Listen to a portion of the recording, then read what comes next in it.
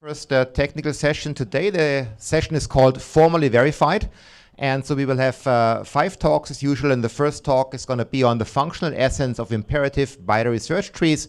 And it's going to be given by Anton Lorenzen. So please. All right. Hey, thanks, everyone. Thanks for the introduction. So this is joint work with my collaborators, Dan Lein from Microsoft Research, Wouter from the University of Utrecht, and Sam Lindley from the University of Edinburgh, and I'm also from the University of Edinburgh. And what we're talking about here is really like how can you write nice binary search trees algorithms. And now, if today maybe you want to write an algorithm on binary search trees or you want to teach it, you kind of have to decide between 2 versions. So you can either choose a functional algorithm or you can choose an imperative style algorithm. And there's different trade-offs you have to make, depending on which you choose. So functional algorithms tend to be quite elegant, but they also tend to be a bit slow because they're usually persistent, which means they need to copy a lot of data, and they use a lot of stack space. But then on the plus side, they're very easy to verify. So you can, for example, refer to something like software foundations if you want to actually have a verified implementation. The other thing you can choose is that you implement an imperative algorithm, which is usually quite fast because there's no persistence, which means they use in-place updates. They also don't really use the stack space, so it's like constant stack and a typed loop. But kind of the thing you lose when you do that is that usually implementation becomes quite complex, and it is a bit harder to verify. And actually, we found that for some binary search tree algorithms, we actually did not find any verification online. But the point of this paper is that actually maybe you don't have to choose. And we think you can have the best of both worlds. You can have an elegant functional algorithm that is as fast as C for binary search trees. And the way we do this is that we build on existing work in the Coca language, where Percy's reference counting and fully in-place functional programming enables efficient in-place updates for persistent data structures. And the thing we now contribute in this work is first-class constructor context, which are a new language feature that enables efficient top-down algorithms. And together, they'll give you functional algorithms as fast as C. But more importantly, this also reveals something about the imperative code. And this will be the second half of my talk. We can verify some of the published algorithms for move-to-root trees, splay trees, and zip trees in Iris using the insights from the functional version. So let's jump right in. How does this look? And I'm going to talk about probably the most simple binary search tree you can imagine. And they're called move-to-root trees. They were introduced in 1980 by Stevenson. And the reason they're so simple is that every time you insert an element, it just becomes the new root, which means you partition your existing binary search trees into the elements that are smaller and the elements that are bigger, and they become the left and the right child of your new root. So how do you implement this partition function? Now, if you choose, say, a functional implementation in the style of Chris Okazaki's book, you will probably write something like this. So you'll first match on the tree, and you find out, oh, it's a node with x at the top. And if x is smaller than the key we're putting in, which is kind of the pivot along which we're partitioning, then we know we need to partition the right side, because all the elements to the right are bigger than x. And then once we've found the smaller and bigger elements, we just put the current node onto this. So the first problem you can see in this algorithm is that we're really matching on the old tree, and we're constructing a new tree.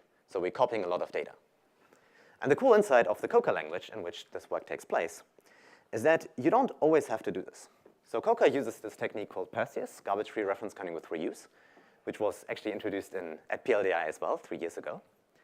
And the idea here is that it kind of sees that we match on a tree node that has the same size as the node we are constructing. And what the compiler will do for you is that it inserts this yellow block of code that checks the reference count of the value. So there's a number that tells you how many references there exist to the old trees. And if there's just one reference, you know that you're the only, this is the only code path looking at this specific tree, which means you can take the memory cell and put it into a location and then create a new node at that specific location, kind of in place. However, if it's not unique, you need to allocate some new data and adjust the reference counts. And the cool thing about this is that as long as you put in a unique tree into this function, this will be about as fast as C, because you're really doing an in-place update instead of allocating new data. However, if you put in a tree that's also used in other places, you still get the persistent usage and the referential transparency that you normally rely on in functional programming. So let's look at an example for how this works in the partition function. So let's say we partition this tree along the node 3. So we look at the first node and we see, 5 is bigger than 3, so we need to go left. We see 2 is smaller than 3, so we need to go right. And then only once we're at the bottom, we can kind of go up from the recursive call. So we see 4 is bigger than 3, so it comes onto the bigger pile. We go back up through the recursive stack into the second node and see, this is smaller than 3.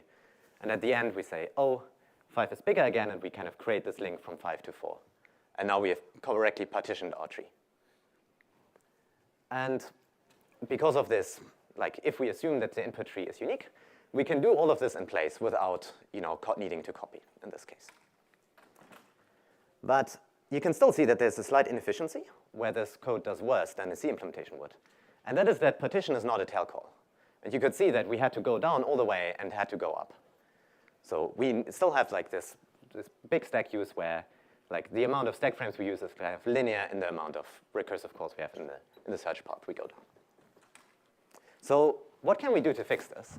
And there we have a new language feature that we propose. And we call this constructor context. And it's based on a paper by Minamide. And the idea is you can create a constructor context, which is kind of a data structure with a hole that still has to be filled. And the way we represent it is as this Minamide tuple, where you first have kind of the data structure itself, and then you have a pointer into the hole. And you can apply something, a constructor context to something, which means you kind of fill a data structure into the hole. So you use this ++ dot function to write the null value into the hole. And this can be done in constant time because it's really just a mutation and looking up this pointer. And equally, you can compose to constructor context using just ++, where we write the root of the second context into the hole of the first context and keep the whole of the second context. And what this allows us is that we can now very efficiently build up partial data structures where there's a hole that can be filled in constant time. But of course, in order to do this, we require this mutation, right? We need to actually mutate a pointer and write into a pointer. So how can we do this in a functional language where we still want to ensure referential transparency and we still want to think about our data as if it was immutable? And the idea is we can copy on demand if there's some sharing occurring here. So let's look at this example where we try to write both the value 3 and the value 4 into this partially built tree. So you can see we have this constructor context with a hole here. And the first thing we do is that we write the value 3 in. And we can do this in constant time, just following the pointer and writing the value. But then the second time we try this, we see that there's a value already in there. And what we do now is that we copy the context by copying the path from the root to the hole. And this allows us now, of course, in certainly not constant time, to create a new copy of this data structure, which is kind of independent of the first. Which means that as long as you only write into a constructor context once, you have this constant time update, which is very fast. But if you try to write into it several times, you need to copy, and you still get this persistent, typically functional programming usage. And at runtime, we kind of keep this context path as an integer in the tree.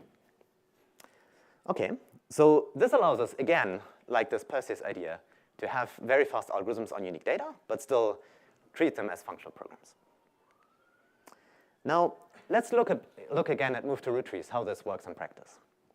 So the idea is now, when we partition, we not only give the tree and the key, but also two constructor contexts for the smaller and bigger subtree, which are kind of a partially built tree where there's a bit still missing. And whenever we find that the current node x is smaller than the pivot, we directly go down into the right node as a tail call, and we just put the current node onto the smaller context. So let's look at this in practice. So again, we start out partitioning this tree by the number 3. And we see 5 is certainly bigger than 3. So we put the node 5 onto our constructor context. So it's now initialized to point to this node, and we have kind of this extra hole parameter that points to the right child of this data structure. And then we look at the number 2 here, and we find, oh, 2 is smaller than 3, so we do the same thing. But now comes the interesting part, right? Because we see the node 4 now, and 4 is, again, bigger than 3. So we kind of need to put this onto the bigger pile. And here is where the constant time update happens. So we see that we have this pointer to the hole. And in this hole, we now write a link that goes down to 4. And we update this whole pointer to point into the new hole of this data structure. And at this point, we're just done. So we're at the bottom of the tree. We have constructed the small and the bigger subtree. And we have done this in like a tight loop with no recursive stack that is needed, because partition here is really a tail call and can be efficiently compiled to a jump. And it turns out, so the full algorithm looks like this. So you can see if x is bigger than p, we do the same thing as in the smaller case, just putting the node onto the bigger pile. And in the base case, we just fill in either a leaf or the left and right subtree into our constructor context to fill them and make them actually a real tree. So this is a very short algorithm for this problem. But it actually turns out that it has a very close connection also to the imperative and much longer algorithm. So if you look at Stevenson's paper in 1980, they give this implementation as pseudocode for like the method. And even though it's a bit longer, and you can see it's a very imperative-style code with like direct in-place update, mutations, and a while loop, it turns out that like the main if statements in this code directly correspond to the functional version. And we can use this insight to verify this code. So the way we did this is that we first implemented this in IRC-Play, and we created this new syntax, which looks a lot like an imperative program. So you can really look kind of line by line that it is the same program as what Stevenson implemented. And then we can, and so this is actually like a direct definition in IRC-Play, so you can directly verify this code. And the way we can do this is that we can directly relate each iteration of the while loop in the imperative program to a recursive invocation of the functional code. So if you look at the imperative code, you'll see that they have some node parameter, and this node corresponds exactly to the functional tree, and you can like write a typical predicate that relates these data structures. But then the harder part is kind of the constructor context, the partially built data structure. But it turns out that this also happens in Stevenson's algorithm, where you have this this variable called left hook, which kind of points to the whole of what in the function version is exactly the constructor context. And we can model this in separation logic using like a tree segment style predicate. And it turns out that this approach works not just for the move to root trees, which I focused on in this presentation because they're so simple, but it also works for much more complicated examples, such as blade trees and zip trees, which are a new data structure that's kind of isomorphic to skip lists. And we actually think that we might be the first ones to have verified this code because we, again, couldn't find an implementation of this online. Now, it turns out that this, because kind of the functional version is so close to the imperative one, it also performs pretty much exactly the same. And we found out that once we benchmarked it, Coca here in red can even sometimes slightly outperform if you directly implement this version in C. But it turns out the reason why Coca can slightly outperform C here is really that Coca is linked against a different allocator than C is normally linked against. And so if we link C against the same allocator, so kind of to make it comparable to Coca, we found out that C is around like 5 to 10% faster than Coca is. And this is really due to the extra checks we have to do. We always have these if statements that ask, are we still in the fragment where we have unique data or not, so that we can switch to persistent usage if necessary. But it turns out that that is actually not very costly for most data structures.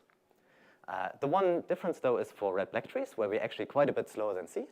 And this is because they actually use kind of the partially built data structure a bit, like they have a slightly more advanced usage than what we can express with constructor context right now. So there's a bit more work that has to be done. Yeah, thank you for your attention. Constructor contexts are actually implemented in Coca, so you can go on the website and download Coca and try it out. And we also have our address C language and proofs online. Thank you.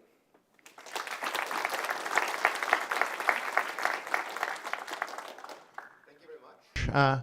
If you have any questions, here's a microphone. Please come forward. And yeah, OK, we have the first question already. So if you go back to the slide where you introduced the context. Yes. I'm just curious, like how the language construct works. Like how many holes can you have? Just one? Are you limited just to one? Okay. Yes. And you can compose them like inductively, like recursively, one inside another, right? Okay. Yes. Pretty cool. Yeah. Thank you. Yeah. Thanks for the great talk. I was wondering, like, when you talked about modeling these contexts in separation logic, you mentioned we're using tree segments there. Like, another way to model something with a whole, a data structure, the natural way to model a data structure with a whole in separation logic is to use magic wands, right? There's this paper, for example, like magic wands as frame, where you kind of get exactly what you hear. You have a hole, you can plug it in and add more stuff. What are your thoughts on that? Are you using magic wands under the hood, or like are you using something else, and why? So we're not using magic wands. So the way that these tree segments work is that you actually specify really what the data looks like in memory, and then at some point you say, oh, here's a hole that still needs to be filled. And then you kind of prove a lemma about this that ends up looking a lot like the magic wand theorem, in the sense that you say, if you have the context and you say what needs to go into the hole, you get the big data structure, right? So, and I expect we could probably also do this with magic wands. However, we have found that we did these proofs using an automation framework called Diaphragm. And for that, it is very important that you kind of leave the context definition opaque, so that you don't directly modify magic wands, but you kind of have a separate thing you can index on, so that the automation can work more effectively with that. Yeah, makes sense. Yeah, thank you. Thank you for your work. I was wondering about these constructor contexts. Yep. And updating them sometimes is not a constant time operation. Right? And do you have a way of distinguishing whether it is a constant time operation or not when actually using it? Right? Yes. Yes, we kind of do. And so we have this keyword that I didn't go in very deeply, but so this comes from the work FP², fully in place functional programming. And this ensures that if you give in unique data to this function, it will keep them unique and only do the updates on the unique part. Which in particular means that if you have like a function that directly creates the constructor context, like the partition function will at some point like create fresh constructor context, you know they'll always be unique in there. Right. Thank you. Thank you. This is a very nice talk and a very elegant technique. So I am wondering, that's the first time I see it, and I haven't read your previous ICFP paper, but if I want to have your constructor context in OCaml or any other functional language, what would be, is this can be embedded somehow? Because if you screen, it looks like you carry the constructor and then you compose them as continuations, or you really need to have it as a language feature that goes outside of the functional paradigm. Yeah, so you could implement this as continuations as well, but then I don't think you can get the constant time update. Because in particular, then when you apply like a bunch of continuations you've built up, you usually need to like evaluate all of them at the same time. So you do need to make this a primitive. And so we believe that this technique we show here could also work in a language like OCaml. But of course, another thing you could imagine is that if you have something like a uniqueness type system, like the modes that were recently introduced by the Jane Street folks, then you can also just always ensure that your constructor context is unique, and then you can actually do the mutation without having to worry about sharing. Thank you. Hello. First, thanks for the nice talk. And my question is similar with previous question. And this technique works outside of the Coca? Yes. Yeah, I think you can have this in any strict functional programming language. This work without the inside language feature reference counting, right? So yes, you need to have some way to do the in-place updates, and you can do this with reference counting, but you can also do it with like a linear or uniqueness type system. Thank you. So let me maybe ask the last question. So if I understood correctly, in your verification, you show that the imperative code is in a sense equivalent to the functional implementation. Yes. And then do you prove separately that the functional code actually behaves like a binary search tree? And do you have any experience whether going via the functional implementation is simpler than proving directly that the imperative code is a binary search tree? Yeah, we think that is true. Basically because proving like that a functional version is a binary search tree is textbook material, right? You can find it in software foundations. And then this equivalence between the binary, the function and the imperative version also is very direct. Whereas, yeah, if you do this directly on the imperative version, you suddenly have to reason very hard about the imperative code, which you avoid by doing this extra step. All right, so let's thank the speaker again.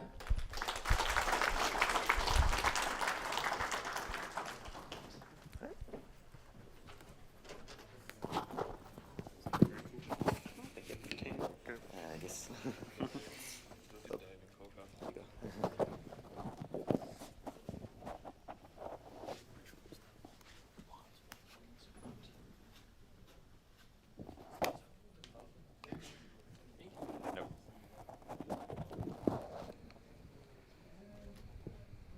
All right, good. So our next speaker is Simon Spies, and he's going to talk about a system called Quiver, guided abductive inference for separation logic specifications in Coq. Thanks. Can you hear me in the back? Perfect. Hi, I'm Simon, and today I want to talk about Quiver, a new technique that we've developed for inferring specifications in separation logic. This is joint work with Leonard, Derek, and Michael, who are all here in the audience today. So let's dive right in. Is there only echo for me? Or I will. Over the last 2 decades, there's been a lot of work on verifying functional correctness using separation logic. This includes tools like VST, Verifast, Viper, Iris, and many other great tools. And the reason why they use separation logic is that it's a powerful foundation. It enables modular reasoning about stateful code. What that means is if you have a larger program, you can decompose the verification into verifying the individual functions. And for each function, you provide a specification and a proof. And because this is in separation logic, you can use the specifications to express how the state changes as you evaluate the function. However, while this makes verification of a larger program feasible, it still introduces a lot of overhead. Because if you can see, if you look at this picture, we need to provide a specification and a proof for every single function.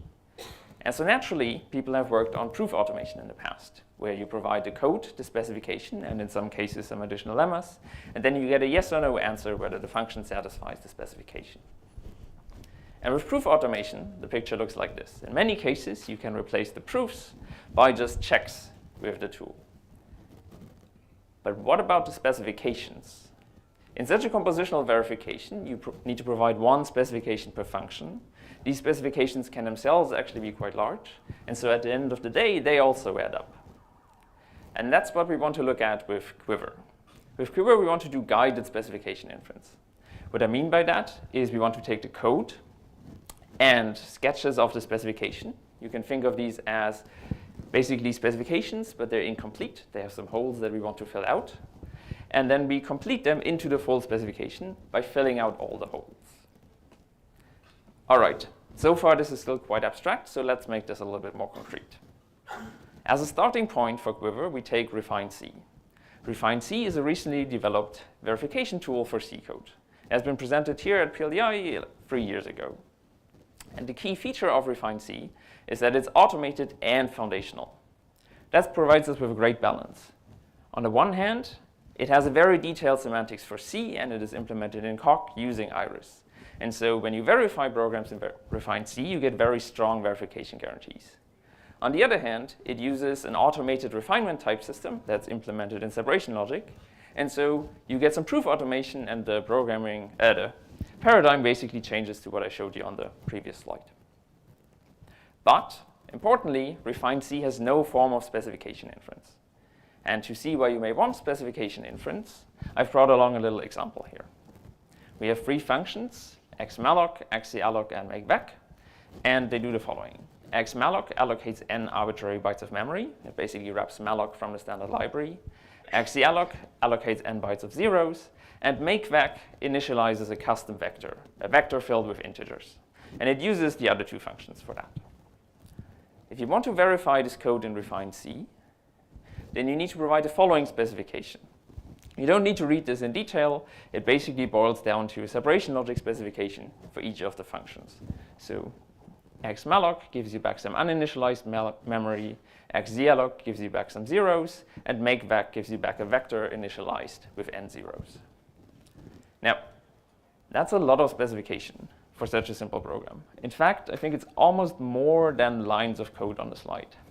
So can we do any better than that? One option that you might have in mind is by abduction. By abduction is a compositional and automated specification inference technique for separation logic. Its key feature is really that it's a push-button inference. What that means is you provide no annotations whatsoever, and then you run it on your code, and it provides a separation logic specification for you. And because it's so automated, it has been integrated into the infer bug finding tool at Meta. However, there's a key restriction. It only works on a fixed fragment of separation logic, which includes equality, points to assertions, and list segments. And that fragment is too restrictive for the kind of verification that we have in mind. For example, it's already too restrictive to express the specifications that I showed you on the previous slide, because they contain integers, custom predicates, mathematical lists, and so on. So with our approach, we want to try something different. If you think of the scale between refined C and by abduction, where refined C really provides no inference whatsoever, and by abduction provides you with push-button inference, then we want to be somewhere in between. We want to provide some inference, but we're still willing to take hints from the user. But importantly, we want to do so without sacrificing the expressivity that you get in refined C. And that's what we did with Quiver and its guided inference. So here's how it works. In the first step, you define your logical data types. This includes arrays, lists, buffers, vectors, and so on, whatever you want to work with in your program. Then in the second step, you sketch the specifications. You basically provide specifications, but you can leave holes inside them to be completed. And then in the third step, you run the inference to infer the missing parts. And we do that with a new technique that we call abductive deductive verification that I'll get into later in the talk. So let's see how this works, and we start by defining our data type. To do that, I have the vector example again from before. It's basically a record with two fields. In the first field, it stores the length of the vector, an integer n, and in the second field, it stores a pointer. It's just a sequence of n integers. If you want to define, if you want to make Quiver aware of this data type, then you need to provide the following annotations. You don't have to read them. They're basically just a definition of a separation logic predicate that corresponds exactly to the picture at the top part of the slide.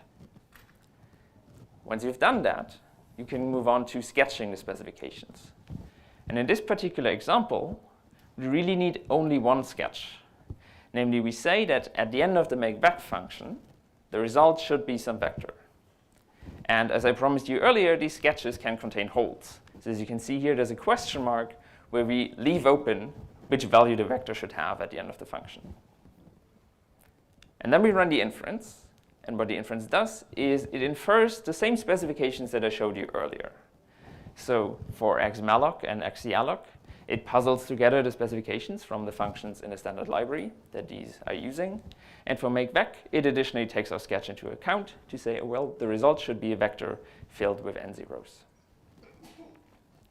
All right, so now that I showed you just a glimpse of what the inference can do, let's see how it actually works. And as I said earlier, the key there is a new technique called abductive deductive verification. The idea of abductive deductive verification is that we want to abductively infer preconditions while deductively verifying a program. What does that mean? Well, to a first approximation, we do normal deductive verification. So we have a context here that's a list of separation logic assertions, and we have a goal, which is often the weakest precondition that we reason about. And then we will build up an inference by gradually applying rules. And because this is close to a normal deductive verification, we can reuse the proof automation strategy that's used in refined C to automate our proofs. But of course, there's a catch. And the catch is that we do this in an incomplete context. So we don't only have delta here, we also have an additional precondition R that we want to infer. And we build this precondition up as we go along and verify the program.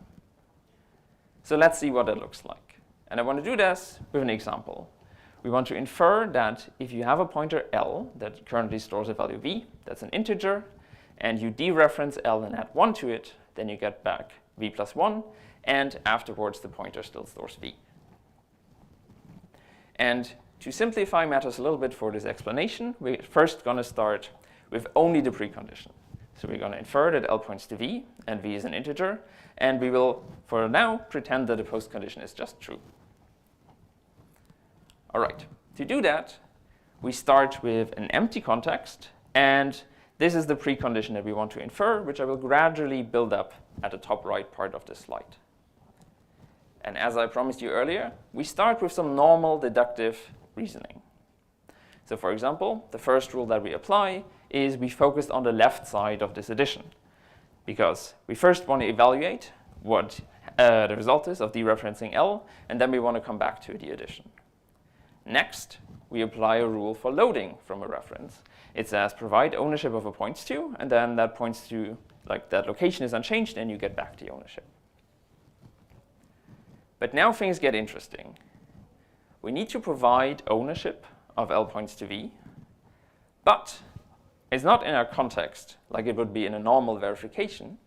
And so what we do at this point is we add it to the precondition. So this is where we do our first inference. We say, well, as part of the precondition, you should really provide this ownership, the points to assertion. And then once we have done that, we can continue with normal verification. The way we do this is we remove this obligation from the goal, we add it to the pre, and then we introduce a new variable r prime that we will infer in the rest of the verification. And then next, we introduce that points to assertion into the context, and we apply a rule for integer addition. Now, once we have done that, there's a new constraint that we find, which we can't prove from our context, which at this point really is just L points to V. We need to show that V is an integer for this addition to make sense. And since we can't prove it, we once again add it to our precondition and continue with the proof. At this point, really only that, the only thing that's left to prove is true, and so we're done. And we can finish off our precondition by just saying, okay, there's true here. And that is, in fact, the precondition that we set out to infer. Now, that was only the precondition. Remember, we wanted to infer the entire quadruple, so pre and post. How does that work? Well, we can basically do the same thing, but we need to apply a trick. Instead of doing the inference for the post condition true in the weakest precondition, we do it for an arbitrary post condition phi. And then what we get looks like this. So it has a precondition here, and that is basically the same precondition as we had earlier. But it then also has this constraint. And if you look closely at this, then you will see that this basically corresponds to our post condition here in the Hort triple. So we learn that the resulting value is V plus 1, and then we also know that L still points to V. And really, this is basically a post condition. And what we've inferred here is what is called a predicate transformer specification. A predicate transformer specification is basically an equivalent way of specifying a Hort triple, but you do it with a single proposition as we do here. And Quiver will always infer such predicate transformer specifications for you. So now that I've explained the basic idea, let's see what this can do if you scale it up a little. And to do that, I've brought along the grow function of this vector data type. What the grow function does is it basically, if the length that you want to grow the vector to is larger than its current length, it extends the vector with a bunch of zeros.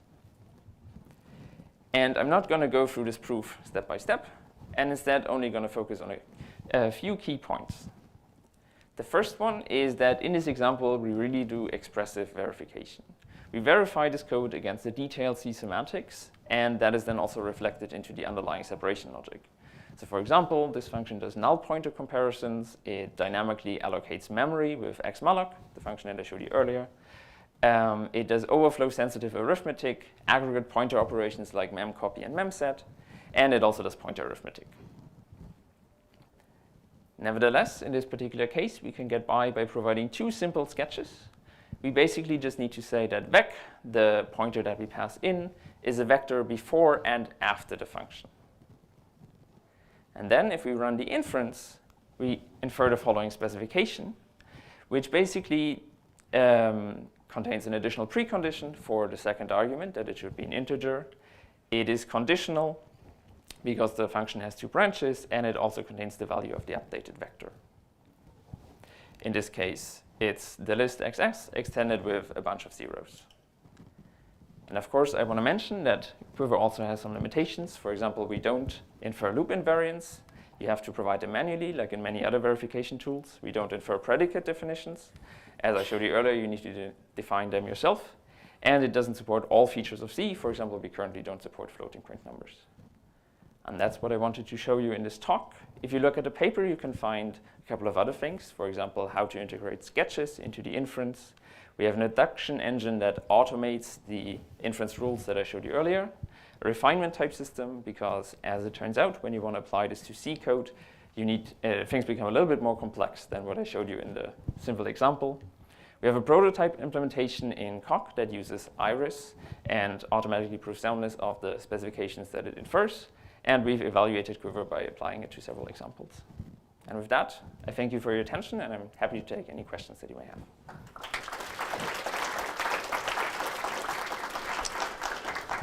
Thank you. So if you have questions, please come forward. Maybe in the meantime, you could say a few words about how does Quiver fail? So what if you don't provide enough input as part of the sketches? So how would you notice? What kind of feedback do you get? Yeah.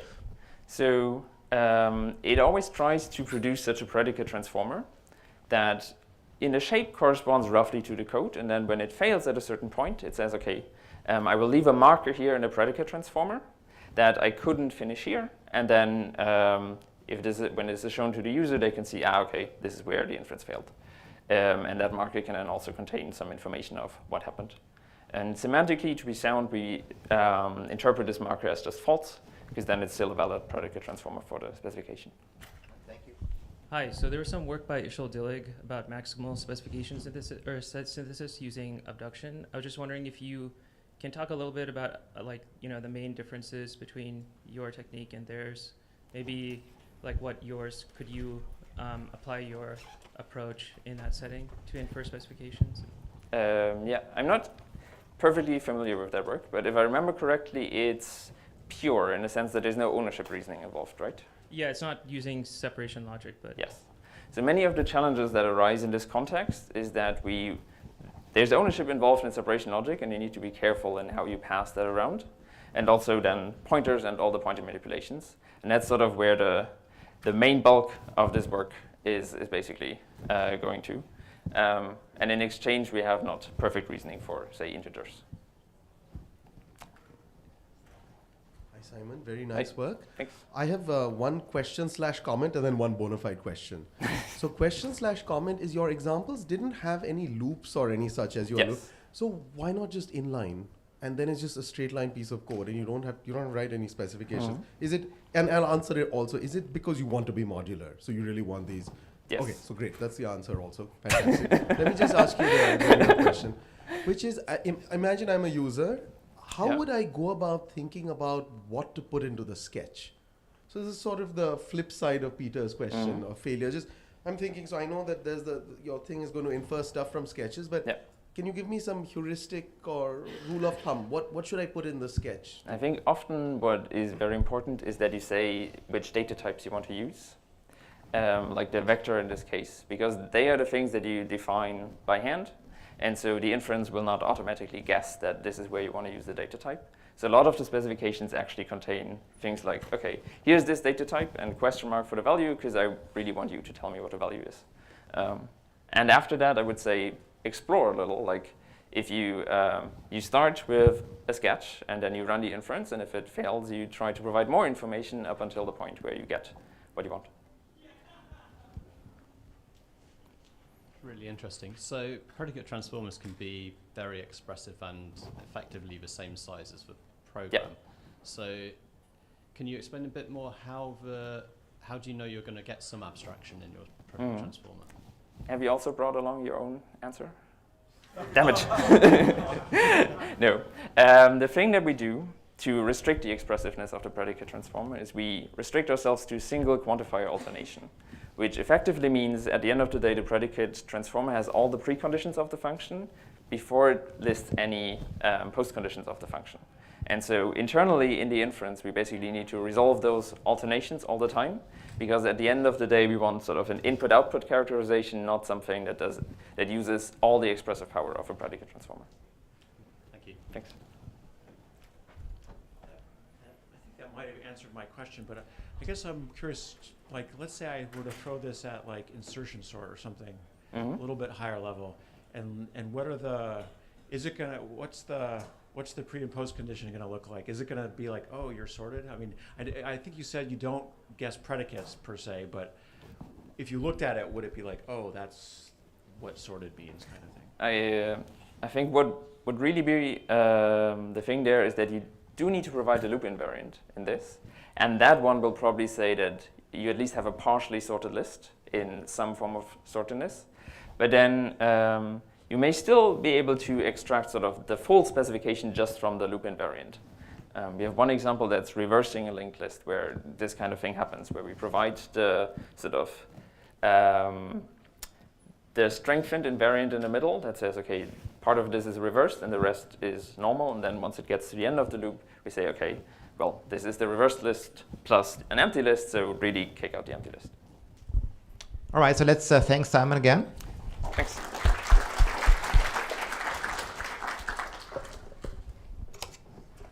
So our next speaker is Santosh Nagarakati, and I'm going to start reading his title already now because it will take me a while. So it's called Maximum Consensus Floating Point Solutions for Infeasible Low-Dimensional Linear Programs with Convex Hull as the Intermediate Representation.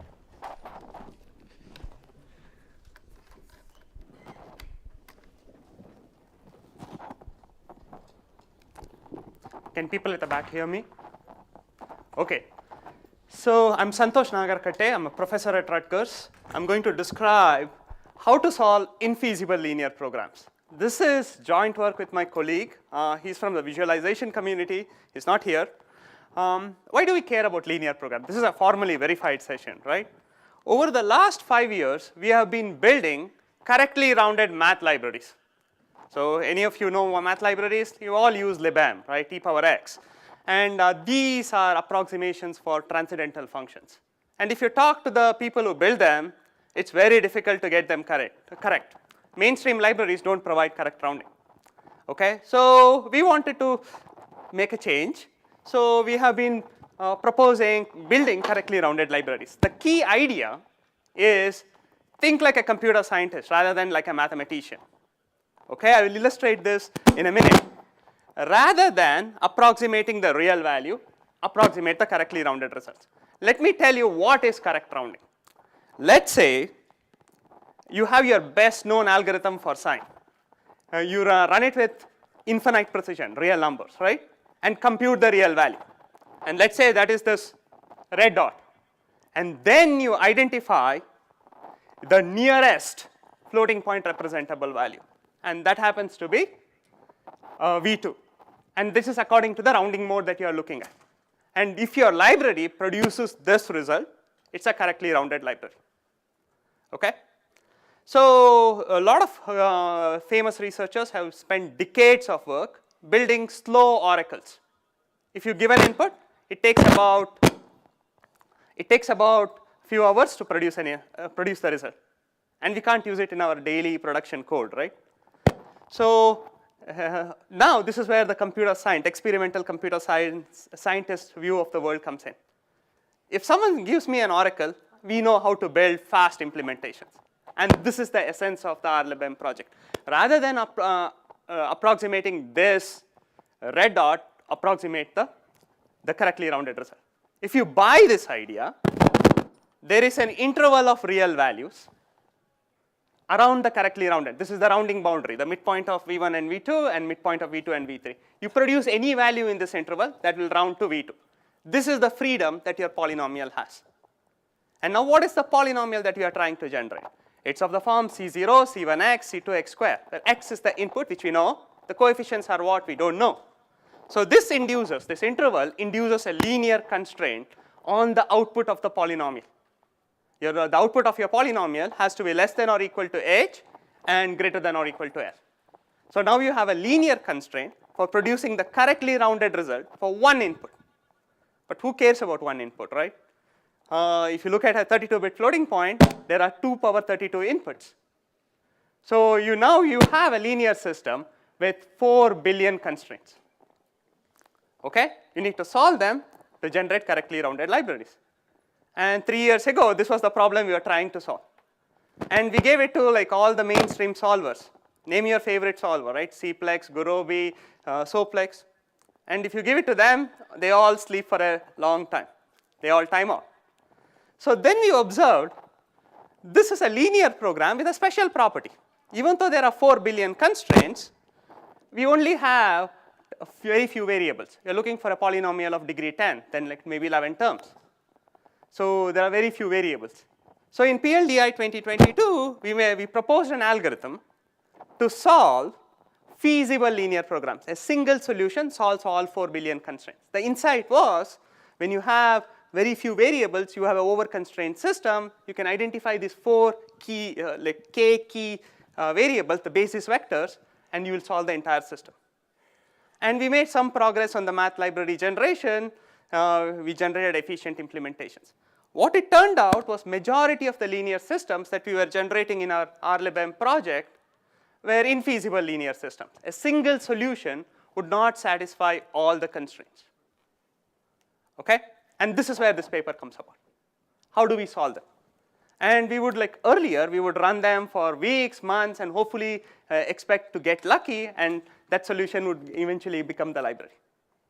So this, the technique that I'm going to propose addressed this and got us like 2 orders of magnitude speed up. Okay, so what is the concrete problem that you are looking at? You have a system with billions of constraints, and it's an infeasible program. A single solution does not satisfy all the constraints. What we want to identify is a subset of the constraints that can be satisfied. If you want to identify a solution with floating point values that satisfies a maximum number of constraints. The insight is all those constraints that are violated can be handled as special cases in my math library. Okay? So the first idea is to split the entire universe of constraints into a feasible subset and a small set of violated constraints. So why? Once we have a feasible subset,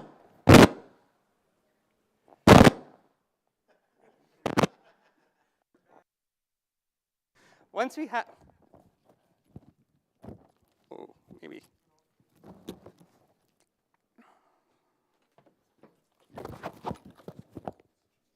Oh, yeah.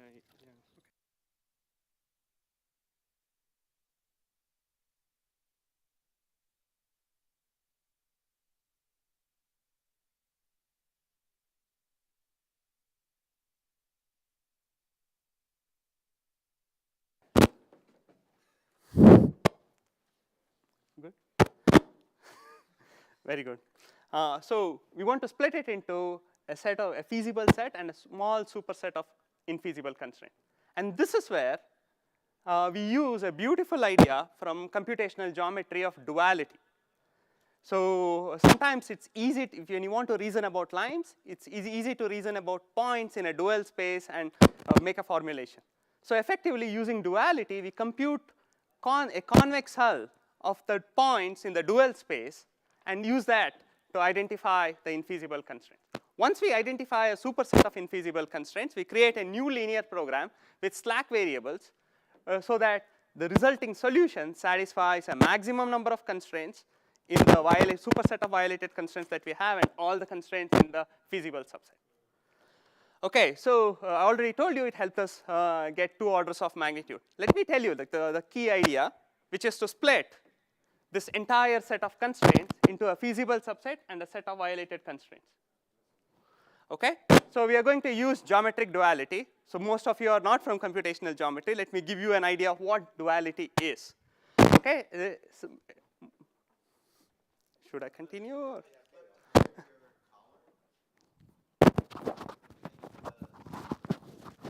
Okay.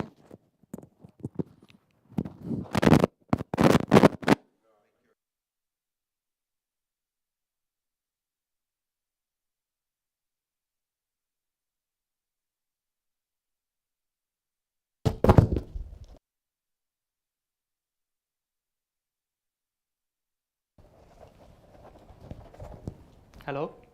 Is it better? Awesome. Okay, so what do we want to do? So we are going to split the entire set of constraints into a superset of feasible constraints and a small set of violated constraints.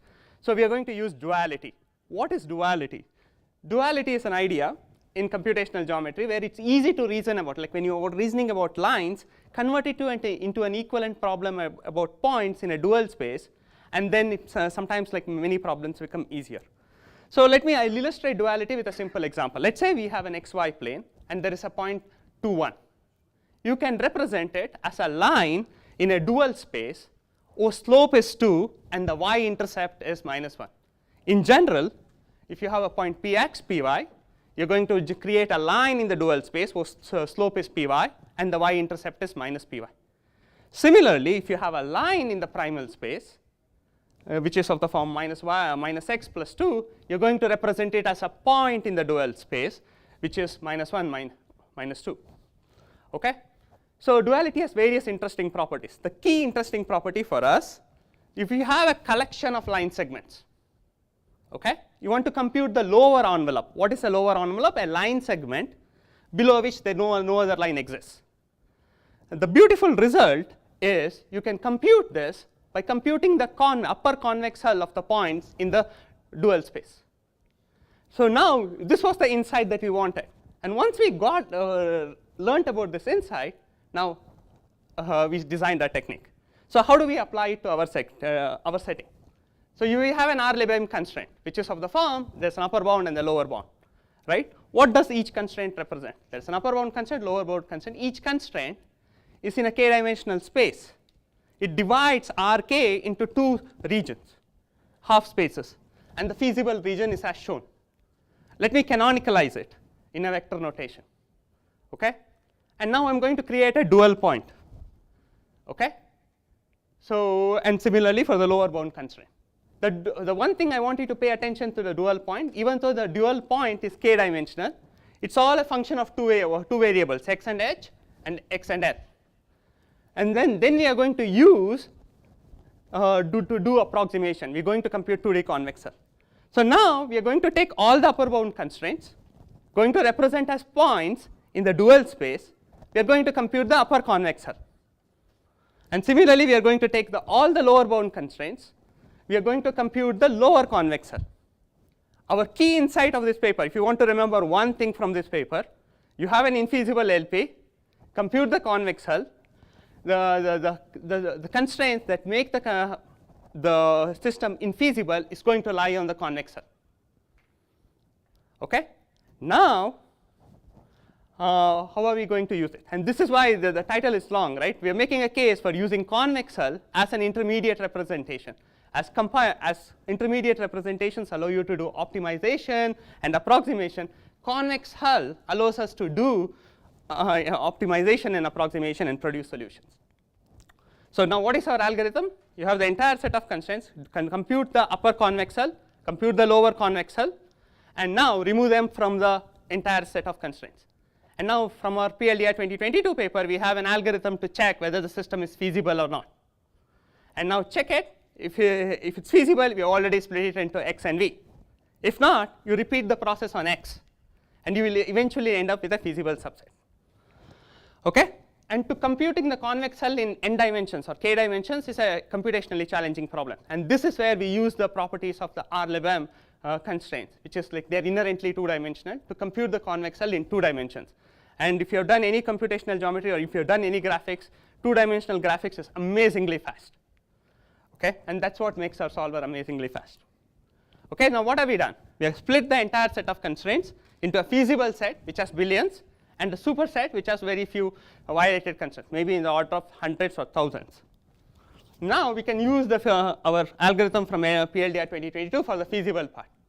But what do we want to identify? Now we want to identify a subset I from V such that both x and I are feasible. So this is the formulation that we have, but the issue is this is not a linear program, and still x has billions of constraints. Counting is not linear, right? So the way we address this is, since this is not since X has billion constraints, the idea that we have from our PLDI paper is there are key constraints. When you are solving a feasible LP problem, if there are k variables, there are k key constraints that are important to solve the problem. And our approach detects them. There are 6 k squares in the sample that detects a solution. And now we can, this is called as the basis. We can identify the basis for the feasible LDLP. Now the problem reduces to maximizing the size of the subset from V such that I and B, the basis, is feasible. So this is still not linear. Now we are going to create a linear program where we are going to introduce slack variables and unitary variables such that the resulting solution is a maximum consensus solution that satisfies a maximum constraints in V. So why can't we just give I and B to the existing solver? If you give it to the existing solver, the system is infeasible, no solver can solve it. So the first trick that we do is use the basis constraints as is. Okay? So to attain the maximum consensus solution, we are going to introduce unitary variables. Okay? So for each constraint in V, we are going to add a unitary variable. One indicates the corresponding constraint in V is violated. And the objective function becomes minimization of these unitary variables. And now we want to give the underlying solver some freedom to solve this infeasible combination. So we are going to add slack variables to every violated constraint. Okay? So and then we want the slack variables to be used only when the constraint is violated. So we introduce complementarity constraints that ensure that the slack variable is used, Si is non-zero, implies Ui is 1. And then we want Ui to be set to 1 only when the constraint is violated. And these two constraints ensure it. The details are in the paper, and we have a proof too. Okay? Now we are almost there. But the only thing is these two constraints are not linear. Now to make it linear, we move these nonlinear constraints into the objective function. This is a classic trick in linear programming. So with a penalty parameter. And this is the final solution that we have. Now you have a linear set of constraints and a nonlinear objective function. You solve it iteratively. First you set the values of Ui and solve for Si and theta, and finally solve for Ui. And then the process terminates when the objective function does not change. This is all good. I'm running out of time. So does it work? So we tried it out with a 13 4 billion constraint LP formulations, and some of them are feasible, some of them are infeasible. We gave it to the existing solvers. They all timed out. We used our existing previous solver. It worked well on feasible problems, timed out on infeasible problems. Our current solver solved them very quickly, within 20 minutes. And if you look at the time taken, it's about 2 orders of magnitude in some cases. To summarize, this space of correct numerics is a rich space for the programming community to get in. And at least the one key idea in this paper is computational geometry provides a new perspective to solve some interesting verification problems. And what we showed is a technique to generate maximum consensus feasible solutions. And our solutions are much faster. This is a goal towards making correct rounding mandatory in the next version of the standard. I'm happy to take questions, and sorry for being out of time a bit. Thank you.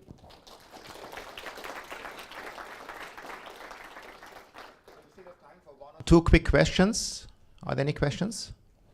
Maybe I can start in the meantime. So once you have identified the constraints that make the system infeasible and you remove them, so what do you do with those inputs? So those are added as special cases. When you have a math library implementation, eventually you have a polynomial that is used for most of the inputs. For some inputs, which are these hard cases, we hard code them with built-in expect. Mm-hmm. So right. these are or you can use a table lookup. Mm-hmm. Thank you. Please. Cool work, Santosh. On the examples you just cited where you're special casing, if these correspond to the violated constraints, how far off is your polynomial from the correct answer that you generate? So how badly do you get it wrong? So it depends. So for sometimes it's 1 alp, sometimes it's like 2 alps. But still, like, it's pretty close, but it's not correctly rounded. And can you extend it to think about like violating but minimally violating in terms of the distance away? Yeah, so it gives you more freedom. Like if you do that, like it's like you can tailor this as a parameter, and like if you are satisfied with like 2 per, like then you don't have to do infeasibility. Okay, thanks, Santosh. Thank you.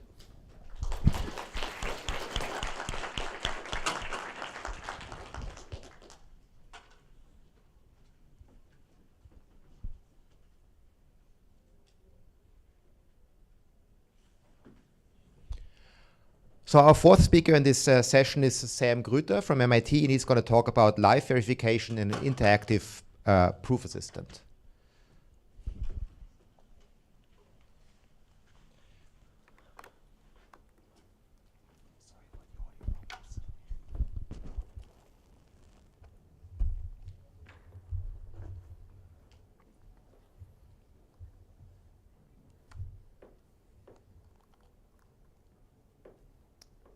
Okay, so is my mic on?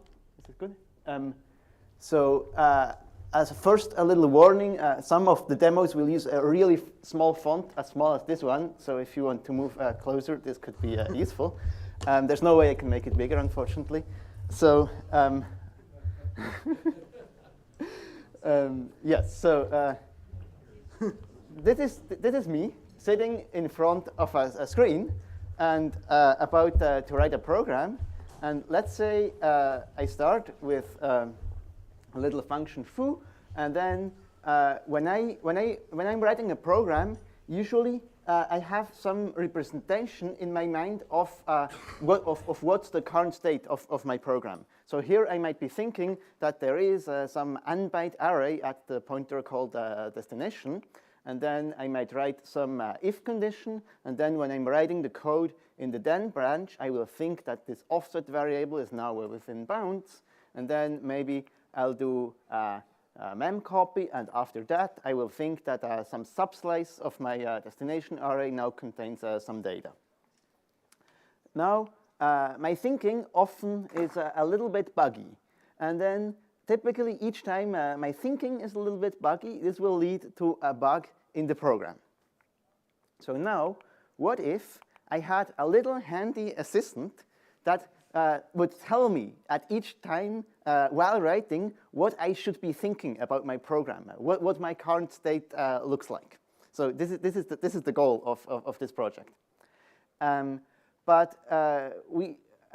a PL person, you have this common intuition that if you try to symbolically evaluate your programs, you will basically get to this exponential path explosion problem.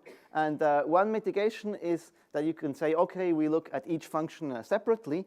This helps a little bit, but still, like symbolic evaluation usually leads to huge formulas. So this is basically the intuition why this whole thing should not work. But then, on the other hand, there's also some intuition why it should work, which is that my working memory definitely cannot fit more than half a screen of content.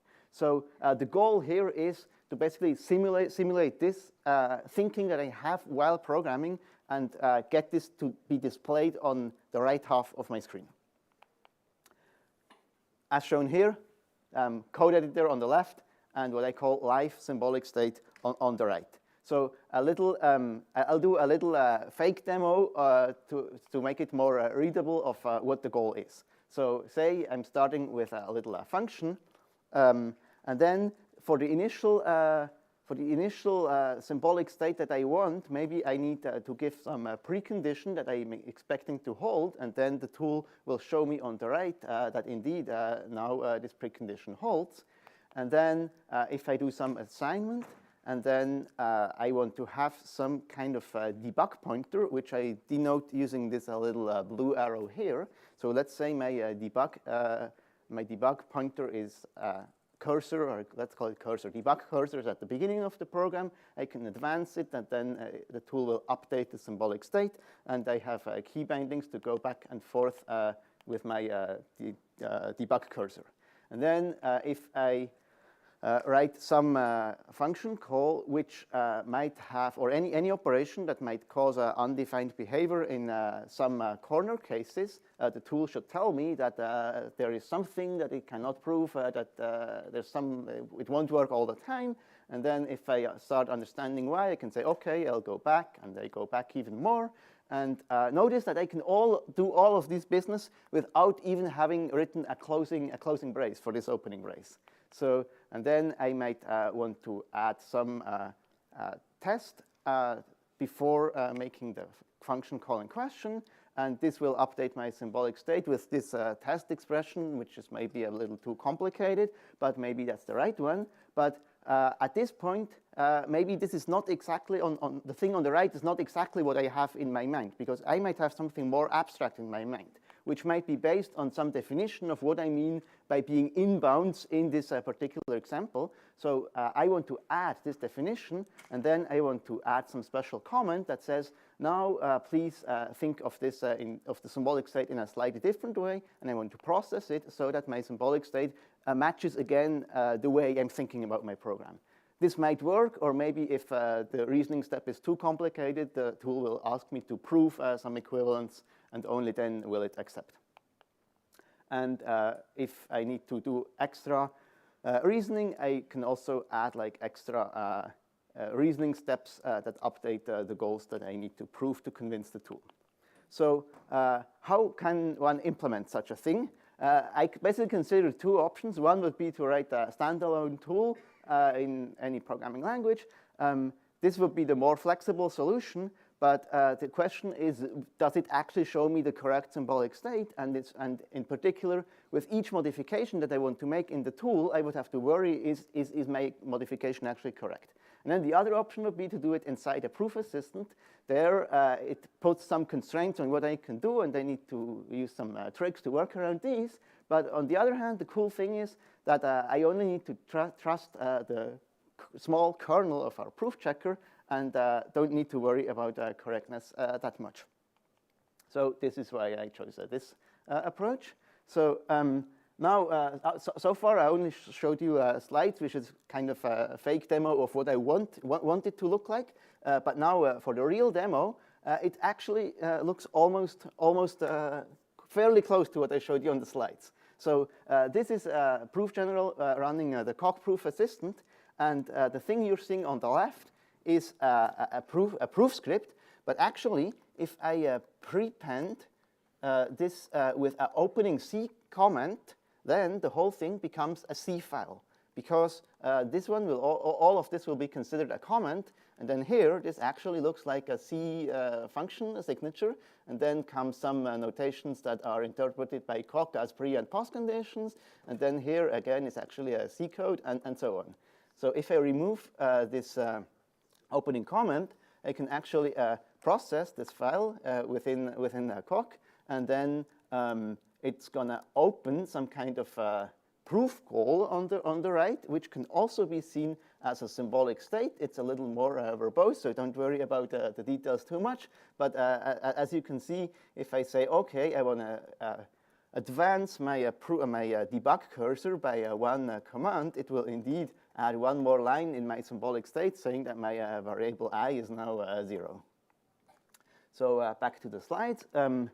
How can you implement this? So I will do a little background. I apologize to all the people who use Iris, because this will be boring for you.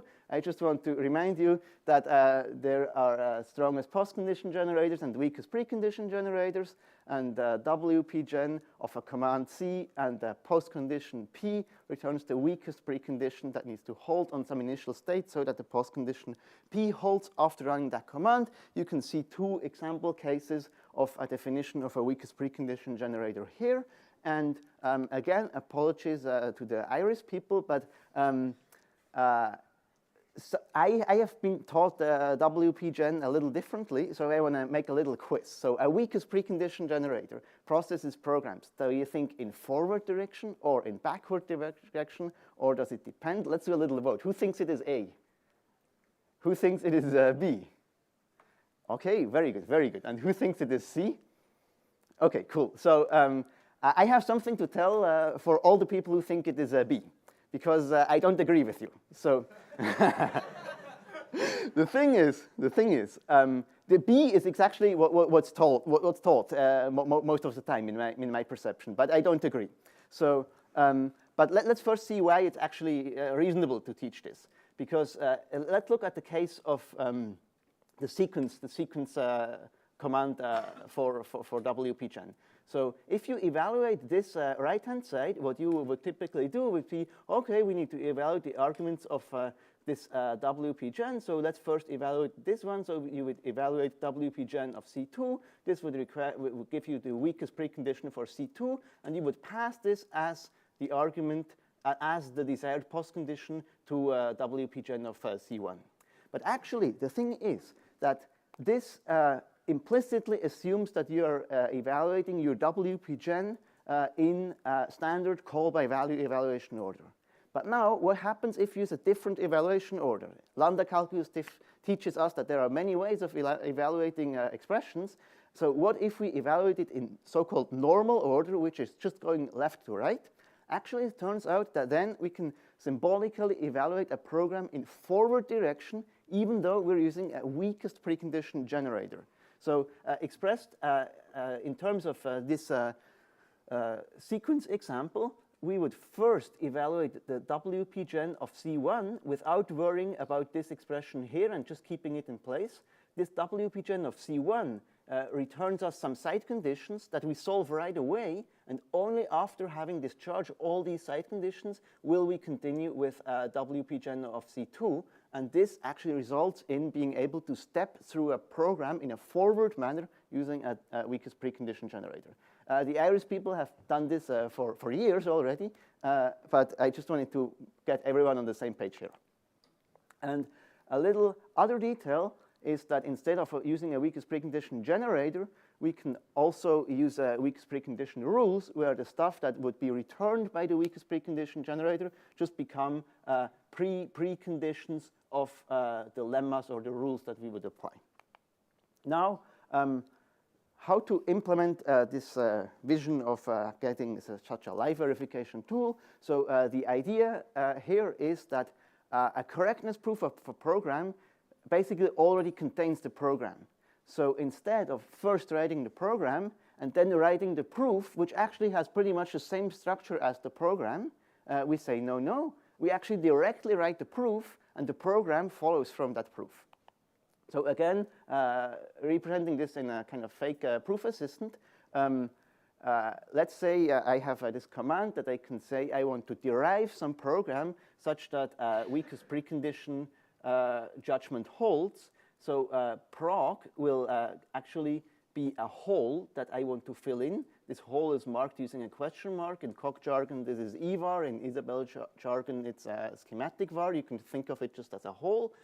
We have initial state, which is just a variable a mapped to some value a, and we have a postcondition, a desired postcondition that says I want this variable c to contain the same variable a. And now, in order to say which program I want, I just start writing my proof. So let's start by applying the sequence rule, which you can see down here.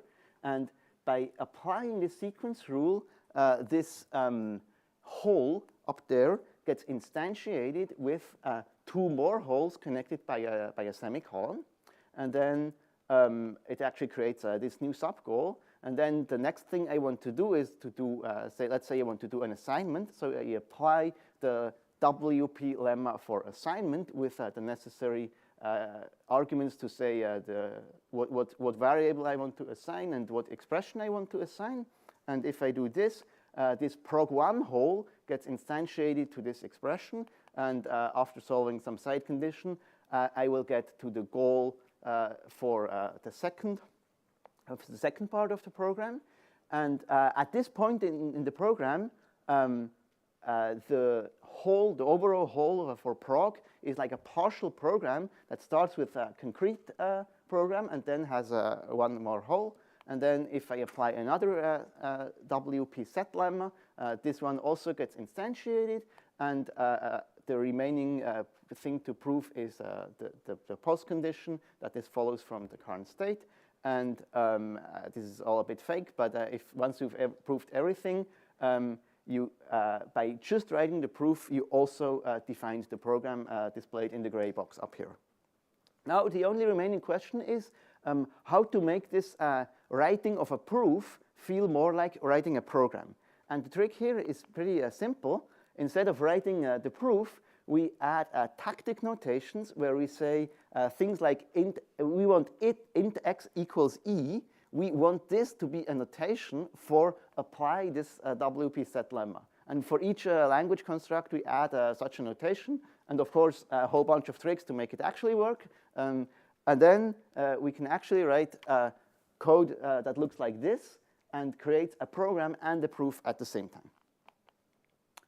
Now, as always, loop invariants are hard in verification. So let's go to the demo of here. I want to write a little memset program, and the insight that I want to exploit is that the symbolic state right at the beginning of, right before a loop is often quite similar to the desired loop invariant.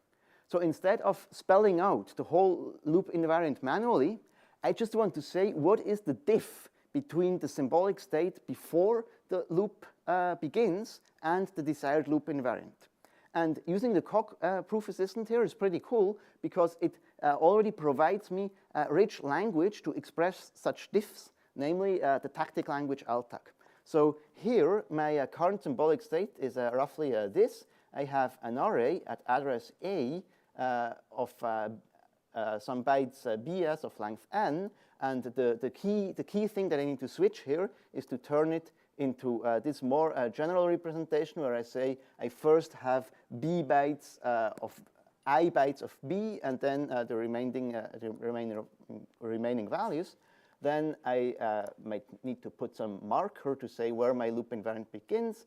And then this one is too specific. I don't want it in my loop invariant, so I simply delete it. And now the stuff that is written here is actually usable as a loop invariant. So my tool can pick this up and prove the whole rest of the program automatically, provided that I actually give a loop invariant, a decreasing measure. But yeah, I need to give a decreasing measure, but only the diff that's needed for the loop invariant.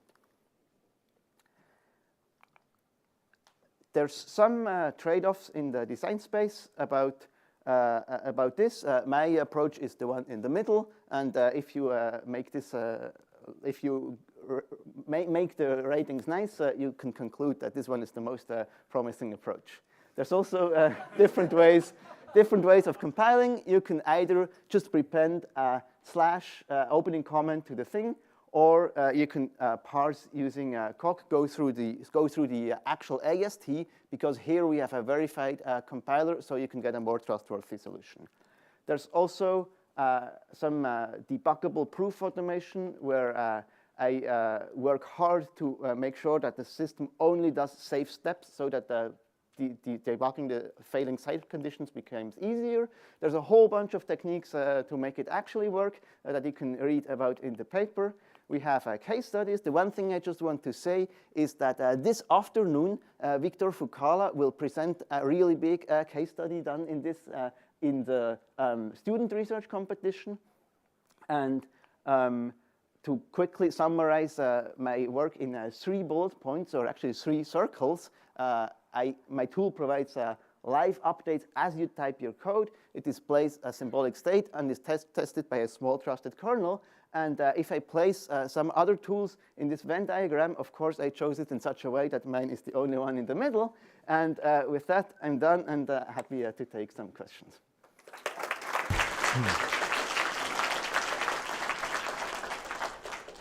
Yeah, we have time for a few questions. You've showed us some pretty cool hacks. I wonder if there is say a plugin in VS Code, an extension that is dedicated to doing this. How many of the hacks can we remove, and which one remains relevant? This would be nice. This would be nice. So I didn't do VS Code. I do Emacs. I only made like one page of macros. So for instance, I can say, okay, I want to get rid of ALTAC code. So I have this thing to hide all the ALTAC code into some dots. And then, of course, if you go fancier, you could remove the opening and closing comments, and you could remove all the stuff you don't want here. I think, yeah, if you enjoy this kind of activity, I think you can do a lot of work there to make it nicer. Yeah. But on the other hand, the reason I didn't do it yet is that this is not the main problem of preventing productivity. It's more like at each step, at each thing, new program I want to try, I found out about some limitation somewhere in the tool, and I go and fix that part. So this is more a hindrance at the moment than some display issues. Thanks for the great talk. One thing that I was wondering about during the whole talk that you sort of briefly flashed on one of your second to last slide was that I've seen a similar sort of kind of interaction loop in Daphne, where the sort of right side of the screen with the proof state gets replaced by sort of inline asserts that describe what my sort of running mental memory is. Obviously the backing of that is SMT as opposed to sort of actual tactics. I'm curious if you could speculate about why you think your tool is better, or what the trade-offs are between those. Maybe I'm not aware of the work you're referring Daphne, to. the Daphne proof system? Daphne, yeah, but Daphne requires you to write your assertions manually. Sure. And the thing is, the thing that I care about is that the tool tells me upfront what it knows about what holds. Yeah, that's the difference. Yeah. Got it. Cool. Thanks. Thank you for the very nice presentation. Sorry, I'm going to ask the question that is going to sound like reviewer 2 is asking it. But what do you consider the main conceptual takeaway of this work for the developers of other proof assistants or other DSLs embedded into proof assistants? So what's reusable? The loop invariance as diff. That's number one. Number two, which is not exactly novel but important, is that you structure your proof automation around safe steps. And then I would say you should also look at what I call heaplet-wise separation logic. That's a cool feature I'm describing in the paper that can reuse the context. Okay, I'll read it. Thank you. All right, so let's thank Sam again.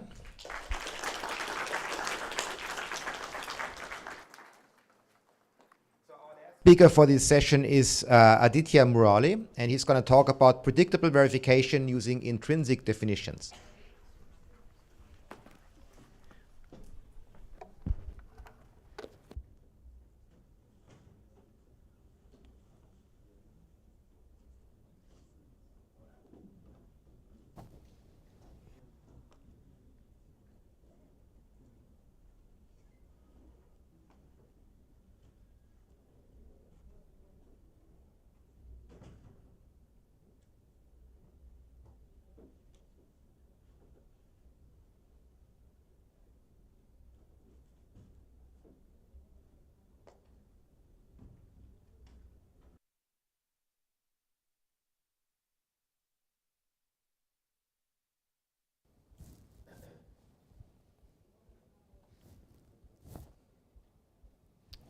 The wrong screen is being shared.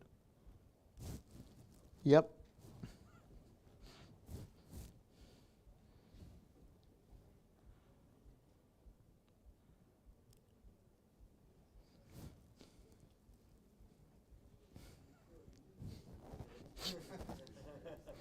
I thought this kind of thing would happen. What's happening, guys?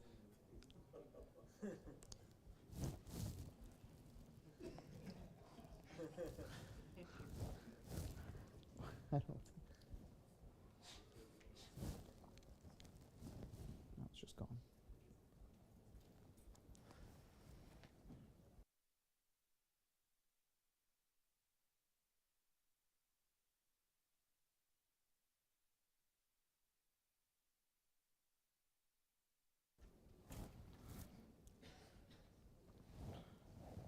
Good. Okay. All right. Hi everyone, I'm Aditya, and today I'll be talking to you about our work on the problem of predictable verification and our solution for achieving it using a paradigm we call intrinsic definitions. This is joint work with Cody Rivera and my advisor Madhu Parthasarathy, and we're a team that's based out of UIUC. I'll be moving to Madison soon. So I first want to talk to you about the primary frustration that we attempt to solve in this paper, right? So here's the picture of what you think verification should look like in practice. You have this verification engineer interacting with the tool. They give the tool their program and some annotations, and you expect the verification engine will say, yes, it's verified, or no, incorrect, meaning one of your VCs are invalid. So either the program or the annotation, something's wrong. But turns out this is not what it looks like in practice. There's a secret third option. Your verifier can just say, I don't know. And when it says, I don't know, the engineer is just stuck, right? They can move neither here nor there. They don't know whether it's actually incorrect or whether it's just unprovable for the tool. Let me give you a practical example of where this comes up. Let's think about verification of imperative data structures on the heap. These are typically defined using recursive definitions. Now, it turns out that automation for programs annotated with specs that have recursive definitions in them is super hard. It's so hard that it's incomplete even for basic blocks. So even for a block without loops or anything, there is no Turing machine that can enumerate all valid proofs. So there's no really principles for automation in any sense of the word.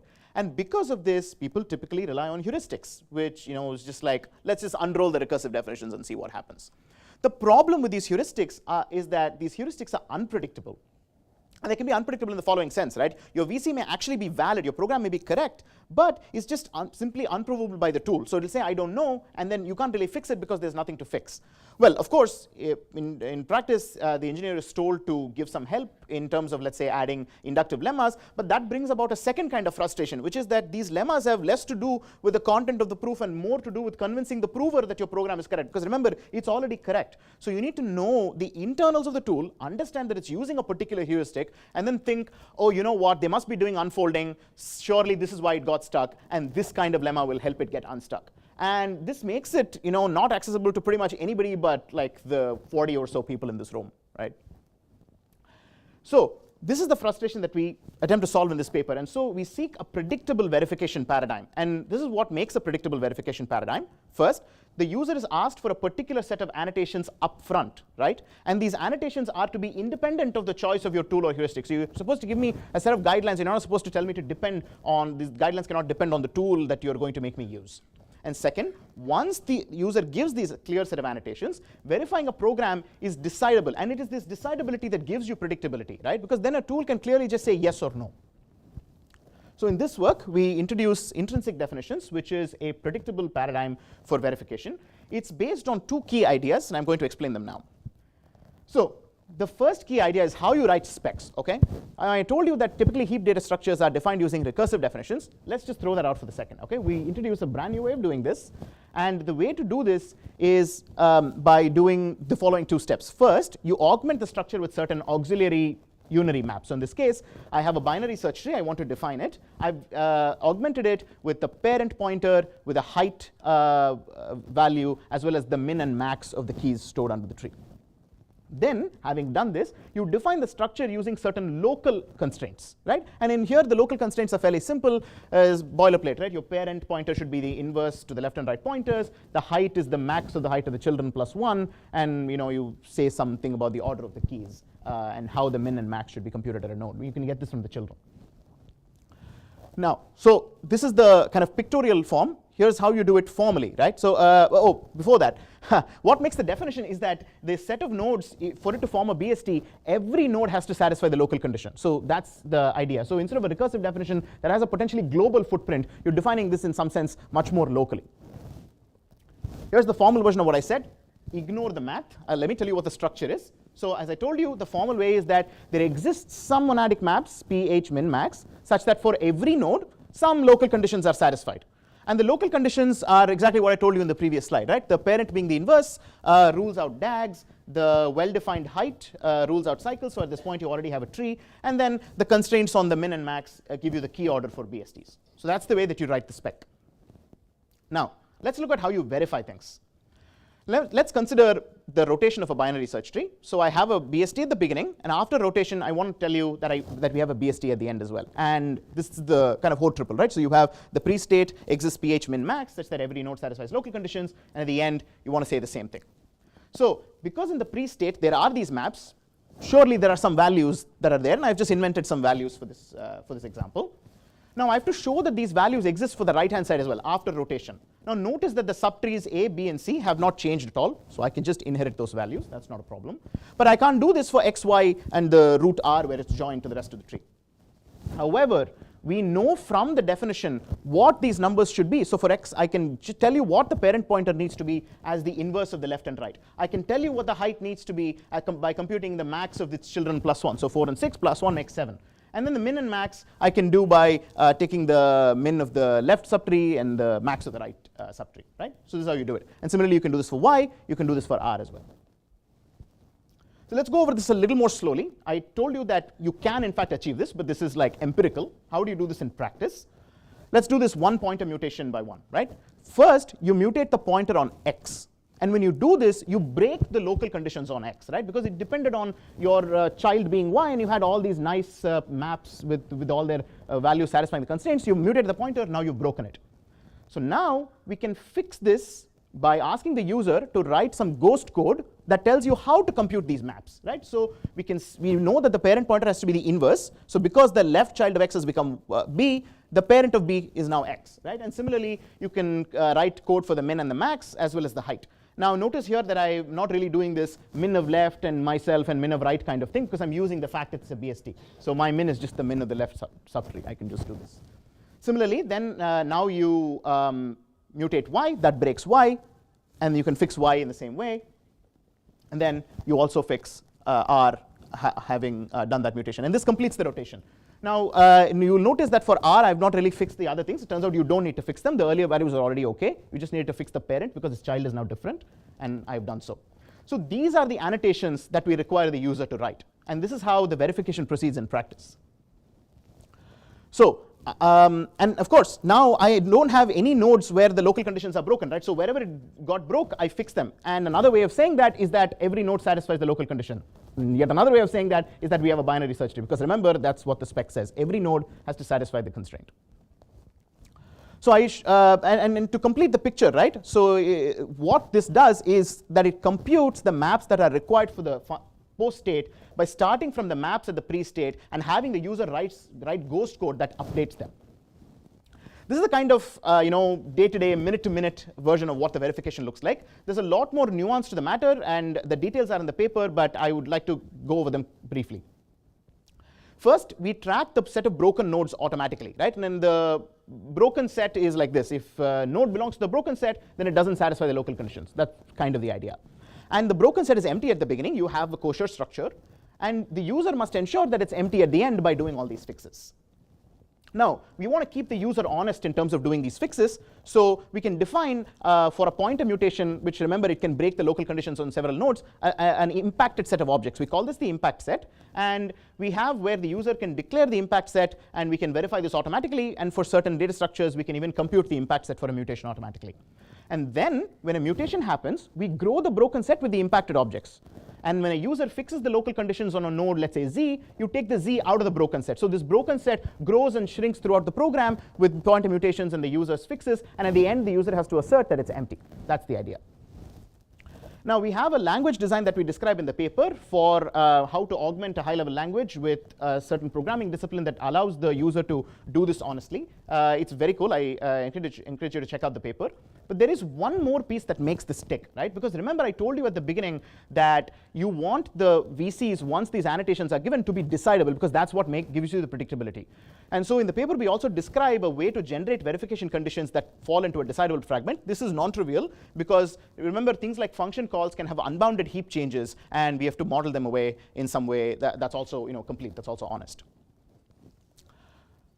So I want to give you a little bit of a picture for where our work lies in the space, in the design space of paradigms, right? On the one side, and let's just take the most generous interpretation of what I'm saying. I know all of you will have 100 caveats, but I just want to give you a rough idea of what's happening, right? On the one hand, you have something like lightweight types, as you might find in like compilers, right? Where the spec is kind of fixed, right? You have a type system that is checking for a particular spec. If you want to check for a different kind of spec, you have to invent another type system. The user burden is low. You just have to annotate your variables and your functions with the types. But the automation is high. You have essentially decidable verification. On the other hand, you have something like theorem provers, where the spec is variable. You can write very expressive specifications, but the user burden is high because you're essentially writing the proof yourself, and the automation is low because you really only have a proof checker. We see our work as lying somewhere in the middle, where the spec is variable, so you can write quite a few things, but perhaps not as much as a theorem prover. And the automation is high. You do, in fact, have decidability. So we borrow one factor from each of the two sides. And the trade-off we have is that the user burden has to be increased more than 0, right? So it's not as simple as types, but you don't have to write the entire proof yourself. It turns out to just be this ghost code, which can be very simple. So that's roughly where we see our work as lying. And I'm sure there are many, many more solutions in this space. But we've really landed the plane, right, in terms of the problem that we set out to see. Previously, we had this kind of picture where you had the yes, no, but you also had this frustrating I don't know. Under IDS, you don't have this because the engine is a decision procedure. Once you give the VCs, all the engine has to say is that yes, your program is correct, or no, one of your VCs is valid. And then the verification engineer goes back and fixes maybe the program, maybe their annotations, whatever was wrong. And crucially, instead of just the program and the annotations like we had previously, we have the user give this extra ghost code. I want to talk briefly about results. So what are we evaluating here, right? We want to evaluate expressiveness and efficiency. Because this is a new paradigm, we have to ask, can you actually express interesting properties? And 2, can you verify them efficiently? And the answer to both questions is, to our experience, yes. We verify a suite of manipulation routines on different kinds of heap data structures. And we are able to express full functional specifications for them. And we're also able to verify them fairly efficiently. As you can see, the verification goes through in just a few seconds. And most of the standard structures that you would define using standard recursive definitions can, in fact, be captured using intrinsic definitions. Because you can use something like a height parameter or a rank parameter, you can simulate the least fixed point, and you can get away without having the LFP at all in the first place. And you can just use these local definitions.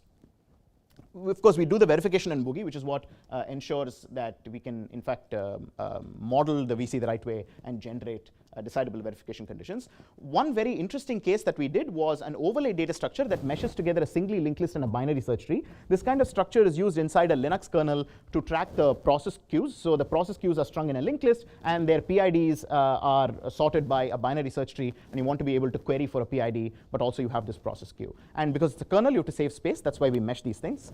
We can, in fact, verify them fairly efficiently. And it turns out that it's compositional, right? This is the mind-blowing part. If you had done this using recursive definitions, you would have 2 competing definitions. You'd have a list, and then you'd have a tree starting from different points in the structure with competing footprints. And if you change anything in the middle, you're dead, right? Whereas here, remember what the spec was. You have to invent some monadic map such that some constraints are true. So we just take the constraints for the list, we take the constraints for the BST, and we just union them. And the verification also proceeds in the same way. When you break something, you fix the list part, and you fix the binary search tree part. And this makes it very compositional and quite simple. I also want to bring to your attention the annotation burden. So you can see here that the annotations, the ghost code with respect to the lines of code is about 1:2, about 2.5, with a few exceptions. This is not atypical for things that require you to write ghost code. There are lots of such paradigms we know. However, in preliminary work, we find that the annotation burden can be lowered by about 60 to 80% with what we call definitional updates. So in the example that I showed you, I told you that height could be computed by taking the max of the height of the children plus 1. We don't need to have the user do this. We can just do it ourselves. And many updates like this are quite simple, and we believe that using program synthesis, we can automate away most of the others as well. And with that, I'm done. In summary, I've introduced to you a new paradigm called predictable verification. It requires you to give the user a description of upfront, a clear set of annotations with clear semantics that do not depend on the tool. And then having done that, it should reduce to decidable reasoning. We have this new predictable paradigm called intrinsic data structures, IDS, that offers predictable verification. It depends on you writing the specs using local conditions that may use some auxiliary monadic maps. And the verification proceeds using a programmatic style that has the user write some extra ghost code, which is this fix what you break methodology. And we call it that because you break some things, then you fix it, right? And it turns out to be surprisingly low cognitive burden. Of course, this is anecdotal from our experience. And in the future, we want to look at several problems. The most interesting of these is to actually develop an IDS-based verification engine for high-level languages like Rust. So we know that doing something like doubly linked lists in Rust can be very hard. And we believe this kind of verification paradigm can help cover those gnarly cases. This kind of what might potentially be marked unsafe if you don't have a good checker. And I also told you about lowering the annotation burden even further by using program synthesis. We really believe that we can write the ghost code very effectively. The hard part actually turns out to be knowing when to do the fixes. Once you tell me here's what the fixes should be, the fix is actually very simple. When you should fix it in the body of the code, it turns out to be the hard part, and we're actively working on this. Then finally, there is actually applying this to very complex data structures. We are actually very excited because doing the overlay data structure in this simple way got our hearts pumping, and now we want to look at complex data structures and see whether IDS can lower the cognitive burden substantially. And we can also go beyond data structures, right? We can do unbounded message queues, because there are also other unbounded structures that can be defined and verified in this way, and certain things like concurrent data structures. That's very cool. And there are many, many theoretical questions. This is a new logic. We have no idea what the expressive power is, and in particular, we'd like to figure out how they relate to the traditional recursive definitions. Thank you. Questions? So maybe in the meantime, let me start with one while the rest can think about questions. So I'm just wondering how realistic it is to aim for decidable verification. I mean, very soon you might add nonlinear arithmetic, you might have arrays, and then you need quantifiers. I mean, recursive definitions are just one of the issues that make things tricky, right? But there are many others, and I'm wondering how realistic it is to basically stay in a fragment where you don't have these things. So, for many of the cases we're considering, we believe that we can get away with decidable reasoning. Even for arrays, you can treat them as symbolic objects. So for example, we were thinking about extending this to concurrent data structures like a Harris list or something like that, right? So when you have an unbounded number of incoming pointers, how we deal with them is to, so I don't have a universal answer for you, but for many cases, we think we can get away with the right kind of modeling. So when you have unboundedly many pointers coming in, for example, like in a concurrent data structure, you can't distinguish between the incoming pointers. So your universal quantifier is essentially symbolic. So the fix for one of them is the fix for all of them. So I think we can do tricks like this and get away. Nonlinear arithmetic is an interesting point. I have not thought about it. Perhaps we can discuss this offline. Okay, thank you. So my background is not like in verification very much at all, and this might have touched a little bit on the previous question, but I'm wondering how this would scale up to concurrent data structure or concurrent code and like distributed systems. I know that there was this Iron Fleet project doing distributed systems with Daphne. Is that like a huge challenge, or is that trivial, actually? So this is, in fact, exactly the question that we're working on right now, and I guess I will tell you the answer next year. Yeah. But yeah, so we are looking at refinements and actually trying to make sure that the refinement map holds between the beginning and the end of the code, precisely by using this kind of verification framework. Cool. And So refinement maps are much simpler here, mind you, so they can get much simpler. Yeah. Hi, thank you for the talk.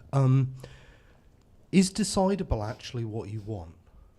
Because there's a lot of things like theory of bit vectors is decidable, but not necessarily in a reasonable amount of time. And a lot of the cases where your verification engineer is getting puzzled, the timeout is not because of an intrinsic issue with decidability. Right. So this is the theoretical framework given enough time and space, right? Yeah. This is at least a set of principles for where you should look at, because the traditional methods, let's say using like recursive definition or something, don't even meet this criterion. So we're trying to cull out the right space to look at the right paradigms, and in practice, you are going to need to deal with these timeout issues as well. And there we might have even more constraints. Okay, thank you. All right, so lunch is already waiting for us, so let's thank Aditya again. Thank you. And so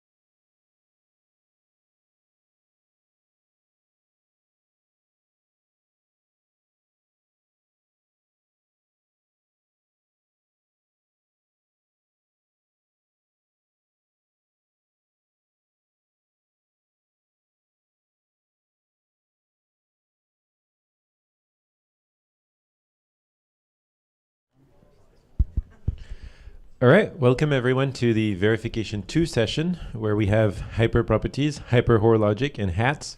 So it's really the exciting session. We are going to start right away with a talk by Vladimir. Vladimir, please take it away.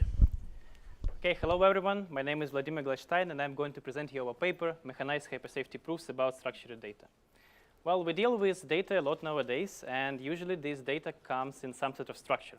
For example, if we talk about images, then the data representing images can usually have replicated values. If we talk about symmetric plots, the data representing symmetric plots can usually be symmetric as well. And then for graphs and networks, this data can be sparse. Then we can exploit this structure to compress our data.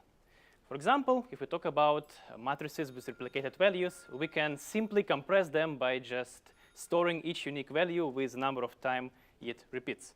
Then for symmetric matrices, of course, we can just store the upper triangular. And then for sparse matrices, where only a few elements are non-zero, we can easily compress them by storing non-zero elements with some metadata, which allows us to reconstruct the whole matrix. And the story doesn't end here. At this PLDI, we have one workshop, one keynote, and also at least 4 papers, excluding the one I'm presenting, which are related to computations on structured data. Well, those computations, they can actually get very tricky. So there's the code that sums up 2 non-compressed matrices. You can see it over here. And if you have sparse matrices which you compress, then the code to sum them up gets way more complicated. So then in our work, we try to answer the following question: how to verify general computations on structured data. More specifically, let me tell you what exactly do we want to verify. So imagine you have some data or a bunch of different datas, and it is like structured vector, matrix, or tensor, and you compress it somehow. Also, you have a pure mathematical operation star, which you want to compute on this data.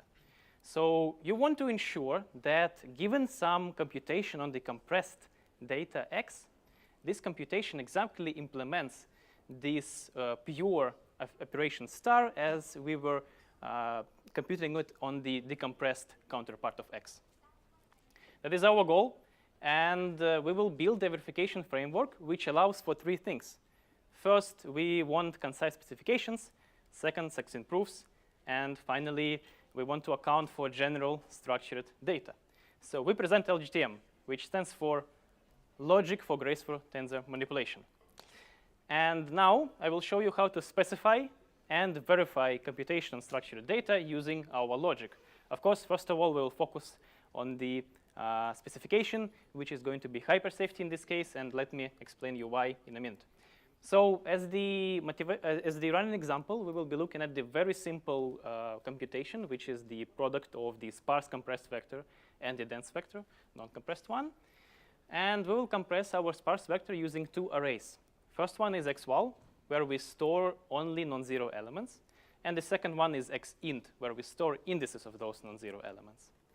And that is called sparse vector format, where format stands just for the compression strategy. And then we have a dense vector, which means that this vector is not compressed. So if we want to take a dot product, we will have to just iterate through all non-zero elements in our compressed vector and multiply them by correspondent element of the dense vector v, and then sum up the result. So that's the code, SPV, which exactly implements this. And we want to ensure this code exactly implements this pure mathematical operation, right, which is you can see on the screen as well. And now to construct our specification, we only have to understand how do we represent formats. More specifically, in this case, how do we represent those 2 vectors. And the traditional approach would be to represent them as predicates. If we do like that, then our specification looks as follows. So let me explain it a little bit. Well, for the dense vector, it's fairly easy to represent it. We just use the standard predicate for arrays, where we say that, well, we have array v with some pure payload. But then for the compressed vector, we will have to come up with a specific predicate sv, which says that, well, x is some array, right, not our array that we are working with, and it is encoded with 2 other arrays, xint and xval. So if we do as follows, then we can say, well, after running SPV, the result is going to be a pointer ends, which exactly points to the dot product written as the pure mathematical operation. And this approach was taken by the following work, where they present LA proof framework, and authors, as the part of this work, they verify the dot product of the matrix compressed with the CSR format. You don't have to know what is that, and dense vector. Well, the representation of this basic CSR compression format as the separation logic predicate looks like this. And if you want to understand what does it mean, you of course have to be you of course need some expertise in separation logic. Also, it follows by 350 lines of format-specific lemmas. And in our work, we neither want to come up with predicates for each particular format, nor write hundreds of lines of code for each particular format and the proof. So what we do instead we analyze a bunch of libraries for sparse data computations to understand how programmers represent those formats themselves. What we found is that for each particular format, programmers implement so-called getter function. And getters functions, they retrieve the value at the given location. Moreover, for the modern compiler, for sparse and structured data, they also represent formats as something which can be interpreted as getter function. And now, in this specific case of sparse vector, this getter function, it will take the encoding of this vector and also the index I. It will try to retrieve the element of the sparse vector by this index. More specifically, in this case, it will iterate through all indices of all non-zero elements of our vector, and it will try to find I among them. If it manages to do so, we will return the correspondent element of XVAL array. Otherwise, we will return the default element, which is 0. And that is the first key idea of our work. We represent formats not as predicates, but as code, because then we can handle general types of structured data. But the question is, can we actually prove something if we represent formats as code? And in order to give you intuition about that, let's switch to a slightly different example for a second, which is the dot product of two compressed sparse vectors. Imagine you have two compressed sparse vectors, x and y, and you want to implement the dot product. So here's the code for dot product. You don't really have to understand what exactly is happening over there. But one thing to note is that if you represent getters as simple imperative loops, then the loop in this product code would be just the composite of those loops. So let me explain you why is it so. The idea is that each getter tells you how to traverse your data structure individually, And then the code for product will use this information to construct the simultaneous traversal of all data structures which are involved in the computation. Well, so that's not surprised that optimized computation will incorporate getter's code. And then we will try to facilitate our proofs in the relational manner by relating the correspondent parts of getters with their counterparts in the product code. All right, so let's get back to our example, and let's see how we specify. I will run an example representing formats as code. That is our old specification, and we want to get rid of this SV predicate. Well, we still have to assert that xInd and xval are arrays, so we will assert them as follows and abbreviate it with rs predicate. Now, remember that the getters are just imperative functions, which means that if we want to interpret it in our specification, they should go to the code section. Well, the question is how. And to understand how exactly are we incorporating them into our specification, let's look at those xi's. So those xi's are now unspecified components of the compressed vector.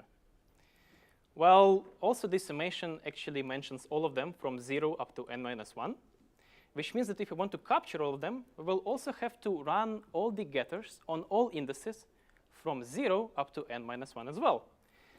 And that is the triple. Well, let me try to explain what does this triple mean. First of all, note that this is a hyper-safety specification triple in the sense that it states some property which relates outputs of many programs. Well, here we have a bunch of programs which run independently. One of them is SPV, the code for our dot product, and other ones are just getters. We run all of them independently on distinct memory heaps, each of which, for each of which we assert rs predicate, and also each of which is indexed by some index corresponding to the program. Well, now each getter will give you the correspondent value of the compressed vector, and then we just bind all of them to particular xi variable. Well, now we can use those xi variables to represent our vector x and specify the dot product. Well, that's the rough meaning of this triple. And also note that the size of this triple is n+1, where n is the size of the input data, which means that n is a parameter. So our triple is parameterized. The size of the triple depends on the input. And LGTM is the first hyperlogic which deals with parameterized triples. Now we finally come to the second key idea of our work, key contribution of our work, which is the set of principles to deal with such parameterized triples. And I will try to show you how this parametricity allows us to streamline proofs about loops and about such code in general. Well, so now we will prove this triple, but before we even start proving, let me introduce some notation just to make this triple a little bit simpler. Well, we have these parameterized components, and instead of writing all those getters one by one, we will actually collapse them into a single line, where we mention the general pattern of the index to I, and also we mention the set where I iterates over. In this case, that's all indices from 0 up to n-1. Also, we will have the following shortcut, where we say that R's predicate is just asserted in all distinct memory heaps. Finally, we assemble all the outputs of all getters into one vector x, which represents our compressed vector, and which we then use in the post condition to specify the dot product. OK, that is our triple. Let's try to prove it. The first step in this proof would be to get rid of all getters, which give us 0. So we will focus at this component of the triple, and we will split it into two. The first one is just those getters that give us non-zero, so those getters that we run inside xint array. And the second one are getters which we run outside of xint array, which means that they will just give us 0, right? And then that means that this part of summation, we can just replace it with 0. Using the focus rule of LGTM, we can reduce the triple above to the one where we only focus on non-zero getters. That is the triple that we have now. And in this triple, we only consider getters which are run on indices from xint array. Now, remember that SPV is just a loop, which we also run on indices of xint array. It's over there. So we can represent it as a number of iterations of its body. And then it has the same number of iterations as we have getters, right? So, which means that the parameterized component of the triple exactly matches the loop structure. Moreover, the ith iteration of the triple exactly processes the output of the ith getter over here. So then the rule for the for loop in our logic allows us to pair the ith iteration of the loop with the correspondent run of getter. And then we can reduce our triple to the following one, where we only have to ensure that the sum that ans accumulates will be increased by one more element of xint array. And this triple has now only 2 programs, which means that we can dispatch it using regular relational logic methods. So I will omit the rest of the proof in this presentation. Well, now I have shown you that hypersafety allows us to encode formats as code, and also parametricity allows us to streamline proofs and match these loop iterations with our getters. So this actually can help us to prove, to verify computational structured data. Now let's talk about evaluation. So what about numbers? To evaluate our approach, we implemented it as the COG framework on top of CFML.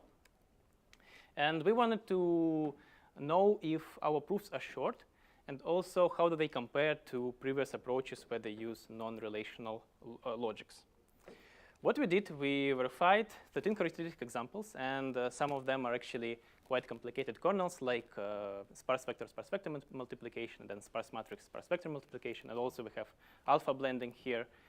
So in average, our proof code ratio was just 2.55, which means that, well, our proof is not than 3 times bigger than the code in average. And also we verified this example from the previous works, which is the matrix compressed with the CSR format times dense vector, and our proof was just 36 lines of code, which makes it more than 10 times shorter than the proof from the previous approach when they use unary logic. Well, that's it. In this presentation, I wanted to show you that actually hypersafety is good for specifying computations on compressed structured data. Then I wanted to show you that parameterized ripples can also help us to streamline proofs about loops, for example, and other stuff that we meet in such computations. And finally, I have shown you that this approach can lead us to, at most, to up to 10x reduction in proof sizes compared to unary logic approaches. Yeah, thank you very much. Our paper and code are available by these QR codes. We'll be happy to take your questions. So you showed us how you can take some code that programmers would write anyway and use it as a specification. You chose getter functions. I might have first guessed that a generator of all the positions within a data structure would be both natural and maybe make it some of the reasoning easier. Did you consider that alternative? Yeah, thank you very much for the question. That's a very good question. And so there is one, yeah, we tried this as well. And there is one disadvantage in representing formats as the code that kind of decompresses the matrix, right? The problem is that this loop, for example, I mean, this code will have some kind of loop. And sometimes this loop actually has different structure from what the optimized implementation will do. So it can skip some elements, or it can traverse some elements in different order, and then you will end up with some sort of loop alignment which will be really difficult to justify. For example, you can see here that in order to align the SPVV with all those getters, we had to first run those getters which we run on all indices outside of X in the array.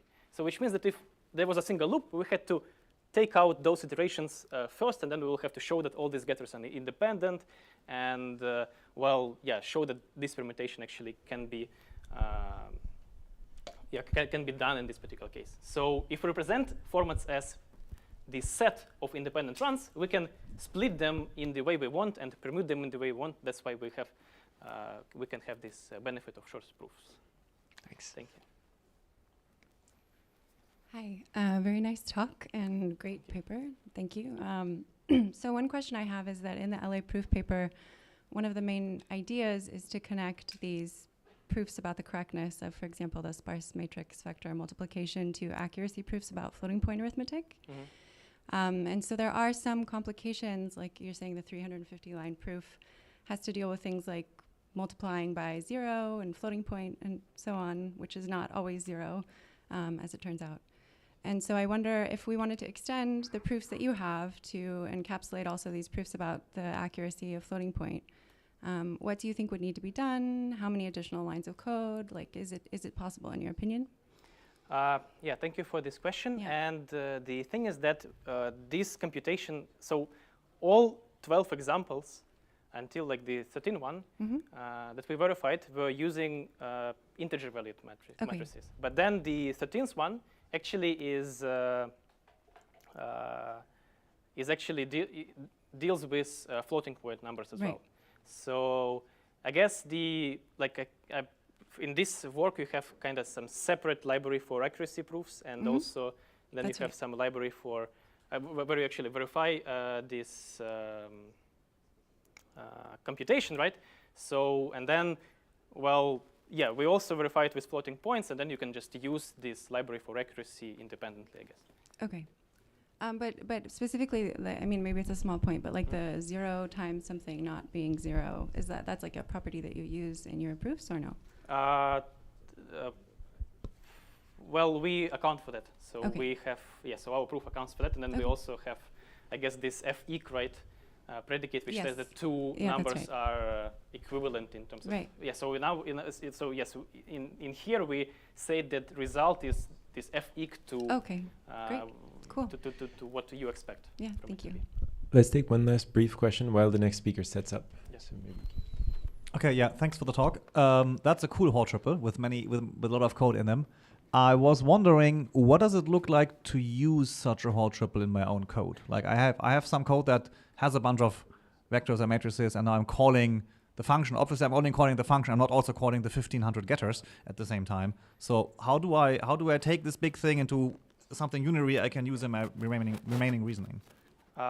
So the idea here is that you have like in this big triple, you usually have some constant number of different programs, right? So all those getters, they usually have this, like they are the same, right? Or you can have more getters which would be the same. So you can have just like some 3 or 4, maybe, okay, depending on how many tensors you have, you will have some constant number of, not parameterized number of like same programs. And then usually you just execute all of them. Like you don't execute different programs in one step. So usually only execute like the bunch of similar programs in one step, and we have rules for that allows you to kind of execute them, like interleave them and execute them one by one. But we also can take this question offline, so I can. Okay, yeah, I'd love to see more about that. Thanks. Yeah. All right, let's thanks the speaker again. I figured that. And the next talk will be by Thibaut. Thanks for the introduction. So I'll talk about hyper-Hall logic, a program logic to prove and disprove hyperproperties. So here, what are hyperproperties and why should we care about them? So the usual definition of a hyperproperty is that this is a property of a set of executions. And to give an example, non-interference is an important security property that says that public outputs are only influenced by public inputs and not by secret inputs. So more formally, it says that for any two executions, if they have the same public inputs, then they must have the same public outputs. So these hyperproperties universally quantify over pairs of two executions. So this is also called the two-safety hyperproperties. And there are many other two-safety hyperproperties, such as determinism. Two executions with the same inputs should result in the same outputs, or monotonicity. Monotonicity is two-safety because intuitively it compares two runs of the same execution. There are also k-safety hyperproperties for more than two executions. One example is transitivity, because again, intuitively it compares 3 executions of this, 3 runs of the same program. Or functional correctness only cares about single executions. But we also have hyperproperties that existentially quantify over executions. So reachability is one example, either reachability of some good outcome or reachability of a bug a la incorrectness logic. And there are hyperproperties that combine universal and existential quantification. So generalized non-interference, which is a relaxation of non-interference for non-deterministic programs, or the existence of a minimum. And if we are interested in violation of those properties or proving that those properties do not hold, their negations are also hyperproperties, where their type is obtained by flipping the universal and existential quantifiers. So to give an example, to prove that a function is not monotonic, we need to prove the existence of 2 executions where f flips the order of x and y. So hyperproperties, many important properties, functional and security, are hyperproperties. And so our goal in this work was to develop the first program logic that can handle all the different types of hyperproperties shown in this slide. So our main contribution is hyper-Hall logic, a program logic that allows to prove and disprove program hyperproperties, which includes all the hyperproperties on the previous slide. And so more precisely, hyper-Hall logic establishes hypertriples, triples where preconditions and postconditions are assertions over sets of states. And in this work, we show that those hypertriples are highly expressive. So they capture exactly the class of program hyperproperties, properties over sets of terminating executions. But we also relate hypertriples to many existing judgments of existing hyperlogics and Hoare logics in general. We also provide many inference rules to establish such hypertriples. So we first provide a minimal set of core rules for which we prove soundness and completeness. But while those rules are complete, they're not always the most convenient rules to use. And so we also present many additional inference rules, such as syntactic rules, better rules to handle different types of loops, and compositionality rules. So rules that allow composing, for example, for all hyperproperties with exist for all hyperproperties, such as composing a function that is monotonic with a one that has a minimum. So in the rest of everything in this work has been formalized and proven in the Isabelle Proof Assistant. And in the rest of this talk, I'm going to introduce hypertriples, talk a bit about their expressivity, and then present briefly core and syntactic rules. So our triples, unlike in the previous talk, talk only about one program in the middle. But the key idea compared to related work is that P and Q are assertions over sets of states. And so their definition is the definition of the validity of a hypertriple is rather straightforward. And this is like the standard Hoare logic triples. So it says that given any set S of initial states that satisfies the precondition P, the set of states reachable by executing C in any state from S should satisfy the postcondition. So this is a bit of a mouthful. So formally, this set is expressed like this, but I want to show it more visually. So we start with a set of initial states here where each dot represents one initial state. And we want to construct this set of reachable states. So if we take this first initial state and we execute C, maybe for this state the execution is deterministic, we get one final state. This final state is in our set of reachable states. But we can have also non-determinism. In this case, we might get for one initial state 3 final states. We collect the 3 states here. And we might also have executions that do not terminate. And we don't have a final state in this case, so we simply do not collect anything. So this is the core of Hoare logic, those hypertriples. But how can we use them to express hyperproperties, as I've shown before? So if we want to express non-interference, where we assume our public input to be the variable x and our public output y, we can express them like this. So here we use some notation, some syntactic sugar. So these angle brackets mean that sigma 1 and sigma 2 are parts of the set S. So this precondition can be seen as all pairs of states here have the same value for x, or equivalently, all the states have the same value for x. And so the postcondition says the same. So this triple together says that if all initial states have the same value for x, then all final states will have the same value for y. This this expresses exactly non-interference. But if we want to express properties like monotonicity, for example, we have to do a bit more work. So we would like to express monotonicity with the same syntactic notation and in a similar way by saying that given any 2 states, we have a sigma 1 that is strictly greater than sigma 2, but this hypertriple would not express monotonicity because sigma 1 and sigma 2 can be instantiated to the same state, and this is not a reflexive nor symmetric condition. So this precondition would be only satisfiable by the empty set. So we need a way to distinguish which execution is intuitively our first execution and which one is our second one. And so we do that by employing what we call logical variables, or here a logical tag. So the key part is that t, the variable t here, does not influence the program C. And so we can think about this as dividing our states in our set of states into green states where t equals 2 and orange states where t equals 1. There might be other value for t, but here that does not matter. And then, as I said, the key part is that those tags are going to be preserved by the execution. So when we are in the postcondition here, we can refer to these tags. We can know which executions was the first one and which was the second one. And so this triple here says that if all initial orange states have a larger value than all green states, so notice that we do not express any relation between the orange states, then all the final orange states have a larger value for y than all green states. And this way of expressing two safety hyperproperties is a general way for which we can encode relational Hoare-logic triples. But no, that's what other logics could do. But because we have sets of states, we can express arbitrary properties over this set.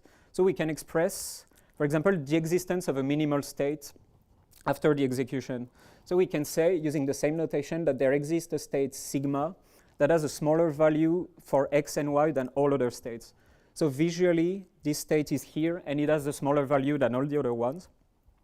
And so for this post-condition to be satisfiable, we need our final set of states to be non-empty. And so our post-condition here can simply be that the set of initial states is also non-empty. If we had an empty set of initial states, then we would have no reachable states, and so the set here would also be empty. So that's how we can express different types of hyperproperties. But more generally, we looked at the judgments of existing, there are many existing logics to reason about hyperproperties. So we look at their judgments that we restricted for, in some cases, to a single non-deterministic program, which is the one that hyper-Hoare logic covers. And we obtain more or less the following pictures. So the reason why we have to restrict those judgments to a single program is because logics like relational Hoare logic, for example, have two programs in their judgments, and so they can express properties relating multiple executions of different programs, like in the previous talk also. And in general, we characterize the types of properties that that those logics can establish, and there is much more. There is more in the paper. So now that we've seen that hypertriples are really expressive, the question is how can we establish them? So as I said, we first present a first set of core rules, a minimal set for which we can obtain soundness and completeness. So these core rules are formalized for the following imperative non-deterministic programming language, where we have a non-deterministic assignment. We have an assumed statement. So if you're not familiar with this, this statement will stop an execution where B does not hold, but if B holds, this is like a skip. And we use a non-deterministic choice and a non-deterministic iteration. The reason is this is more general than conditionals and while loops, because they can be recovered with those primitives. And so we provide 9 core rules that can be roughly split into 3 categories. So we have 4 what we call standard rules, because they are basically the same as in normal Hoare logic. So for example, we have the usual sequential composition rule that says if the postcondition R of our first triple matches the precondition of our second triple, then we can sequentially compose them together. What is interesting here is that we have this rule exist that allows us to introduce an existential quantifier in a pre and a post condition of a triple, and this is actually required for completeness, and we show why in the paper. Then we have 2 rules for branching, so for non-deterministic choice and non-deterministic iteration. Those rules are a bit less standard. So this rule says that if we can obtain a set of states that satisfy Q1 by executing C1 in a set of states that satisfies P, and the same for C2 and Q2. After executing C1 plus C2, so this is a non-deterministic choice. It means we non-deterministically execute either C1 or C2. We will obtain a set of states that can be seen as the union of a set S1 that satisfies Q1 and a set S2 that satisfies Q2.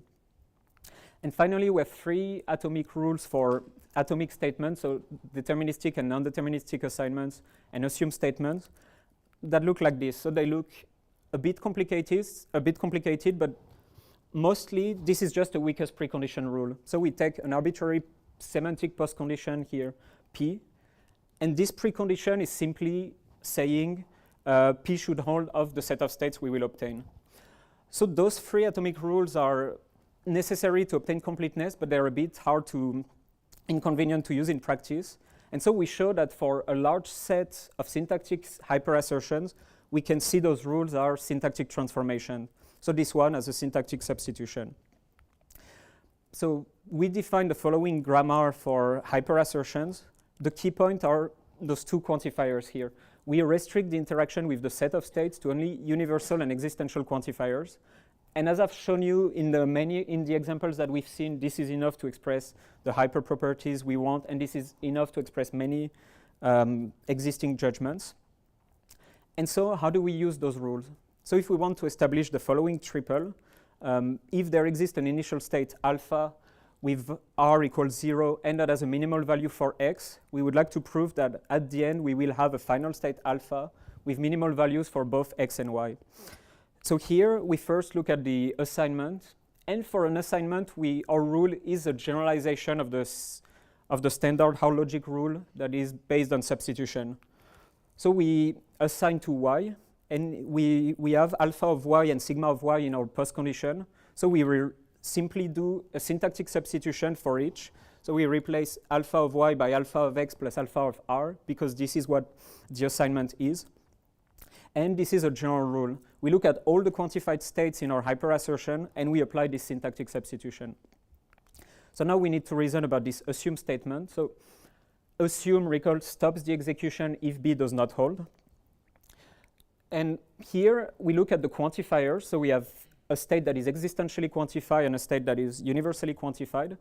And so for the existentially quantified state, to prove that it exists after the assume, we need to prove that it existed before the assume, and it satisfies the condition. So it will not stop its execution with the assume. So this can be thought of as a proof obligation.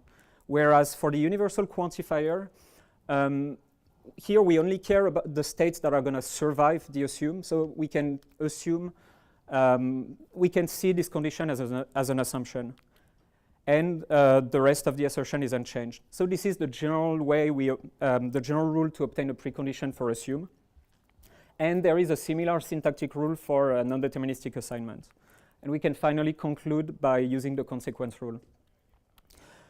So to conclude, I've shown you, I've presented hyper-Hoare logic, which establishes hyper-triples. So the key idea is to track sets of states.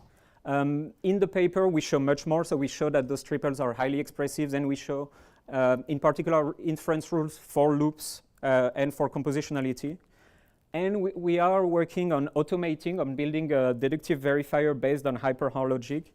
And we want to extend hyper-Hoare logic to relational properties, so more than one program, as in the previous talk, and to heap manipulating programs. So thank you for your attention, and I'm happy to take any questions.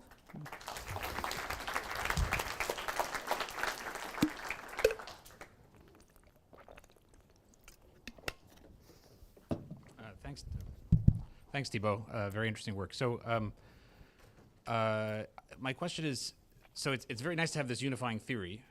Do you have examples of things you can do with this that you can't do with any of the existing logics, or that rely on some composition of principles from existing logics? Yes, so that's a good question that I haven't really covered here. So the first one, I'm not sure if it's visible on this diagram, is that there were not really logics that provide inference rules for exist star for all star properties, or exist star where you have more than 2 executions. So that's one thing where we get additional expressivities for this. But then we also have examples. So RH Shelley, for example, can do for all star exist star hyper properties. But our loop rules, some of our loop rules are actually more general than the loop rules that are there. So that, and a third point is that when we actually do proofs, it turns out that it's really convenient to be able to say, okay, I want this. For example, when writing a loop invariant, I want a relational part, says that compare 2 states, but I also want a part that is for every single execution, right? So that we don't have to duplicate things. So there is, that we have several examples in the paper that show those different benefits. Okay,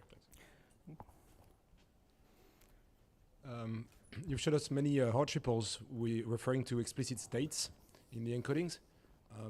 But in separation logic, it is not something you typically do. So how would you see similar encodings in separation logic? So you mean how? So the one thing I can so we have been looking with another student at extending it to, in a sense, a separation logic version, and this is the long story short is that there are many challenges. As you point out, there are one big challenge that is maybe not even that, but is that. So one big challenge is to define what it means to have a separation conjunction between different hyperassertions. But another one is that the typical way you would like to write your specification is maybe you have a for all property that gives you ownership, and then you start it, and in the you might want to express something like this, where the ownership has been described before. So here we can borrow ideas from implicit dynamic frames, for example, where the ownership is justified at one place and the values are justified at another place. I don't know if that answers your question. We can take it offline. Let's take one last question while the next speaker sets up. Not sure if you already covered this. Sorry if this is a repetition. Can you tell me what the statement of your completeness is? You said the logic is sound complete. What is the completeness? Yes, so it says that for any valid hypertriple, semantic, so any precondition and postcondition that is valid according to the definition I gave, can be proven using the core rules. And it depends on your programming language essentially being encodable by your logic. Because for the loop... No, so the loop rule that I haven't shown is, this is the same type of completeness argument as in standard Hoare logic. The rule allows you to describe exactly what happens at every... So it's more a completeness statement in the sense that no rule is missing, but it doesn't mean that the loop rule in the core rule is good, right? It's really the typical argument where you say I can exactly express my set of states. Your logic is powerful enough to describe the set of H-able states. Yes, but that's not how you would like to use it in practice, right? Sure. You want abstraction, but yes, that's... Great. Thank you very much.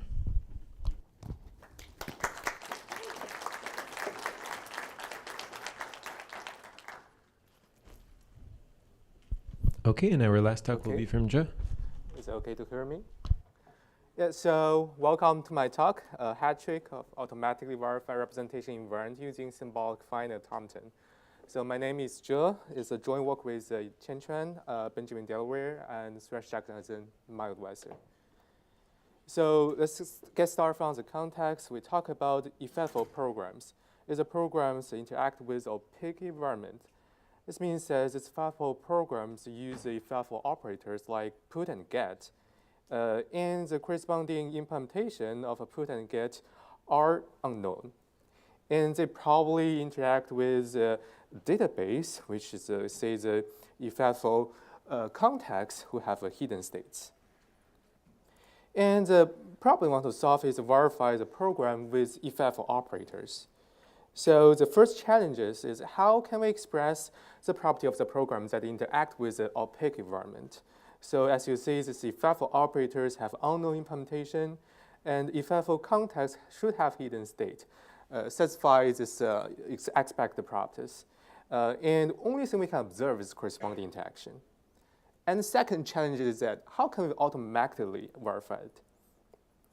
Okay, let's move on to the motivating example to see that concretely.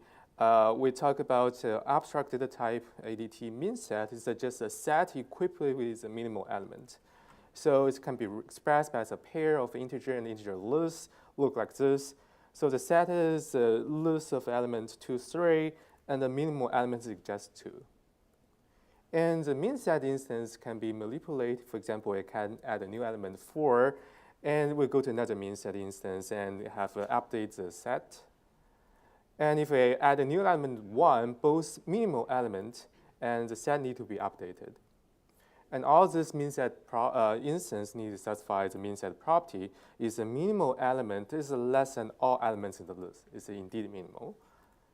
And the implementation of this add function need to preserve this min set property. So that is our verification task. But how about if we implement the min set add function with effectful operator to achieve a better efficiency, and now we don't have explicit representation. And when we have effectful context has some hidden state. And when we do the add function have effectful implementation and use the effectful operator with unknown implementation and look like this. We use the write and read to manipulate the hidden minimal element and use the insert to manipulate the hidden set. And the only thing we know is some specification, just a simple algebraic loss over this operator. For example, the written values is equal to the last written one. And we can use the effectful operator to manipulate the effectful context. For example, we insert 4, and that is the only thing we can observe is events we call the operator invocations. And the effectful context now will have another hidden state. Okay, here is example of the code of the add functions implemented with the IFAFO operators. And you can have the IFAFO context has hidden states. If you run the add function under this hidden state, and you can say if add element 2, and the first line we try to say if the previous write happens, so just say because we have a minimum element 3, so that is true. And we go to the second branch, we try to read, and we read the element 3, because the minimum element is 3. And because the input element 2 is less than 3, so we need to update the minimum element. So write 2 and also insert 2. And we go to another context. Okay, so the problem I want to say is here, how can we verify the IFAFO implementation just preserves the minimum min set property? So user need to provide the source code and the min set property and the specification over the IFAFO operators. And we will try to automatically prove. We call the add function if the context is valid with respect to the min set property, and should also end up with the context valid with respect to the min set property. Okay, so for the first challenge, how can we express min set property? So remember that is a IFAFO context has hidden state. So our key idea is that we represent as just directly as a sequence of observed events, or we call the traces. So for example, looks like this. And we can use this sequence of events as a history to recover the hidden state, because we know the last write is 2, so the minimal element is 2. We already insert 2 and 3, so the set contains 2 and 3. Now we have a trace-based property. We have a new version of the min set. A is say you cannot write a value that is greater than any previous insert one. And you can see that you use the IFAFO operator directly, so that's totally independent from the corresponding implementation of the IFAFO operators. And how can we automatically verify it? We introduce a trace-based type system. We'll statically approximate the produced trace of add function and check if that is consistent with the min set property, a min set. Okay, so the rest of talk following this outline, I will talk a more detailed solution about these two challenges and the concrete application, how we verify the representation invariant. Okay, so before I talk about this, we first introduce the core language. It should under a trace-based view. So first we have IFAFO operators, as you saw this before. We have an event. Events consist of 3 parts: IFAFO operators, the arguments values, the result values. Here's an example of the events. And trace just a list of events. And we talk about the operational semantics in small step cell. Just like a simple lambda calculus, you reduce a term e to an e prime. But in our setting, you need to do that under context trace alpha and produce a new trace beta. And here is an example. That is a context trace. And this is a term. We first do the read. Because the previous is right, we have a result of read 3. And we produce a new trace and go to another term.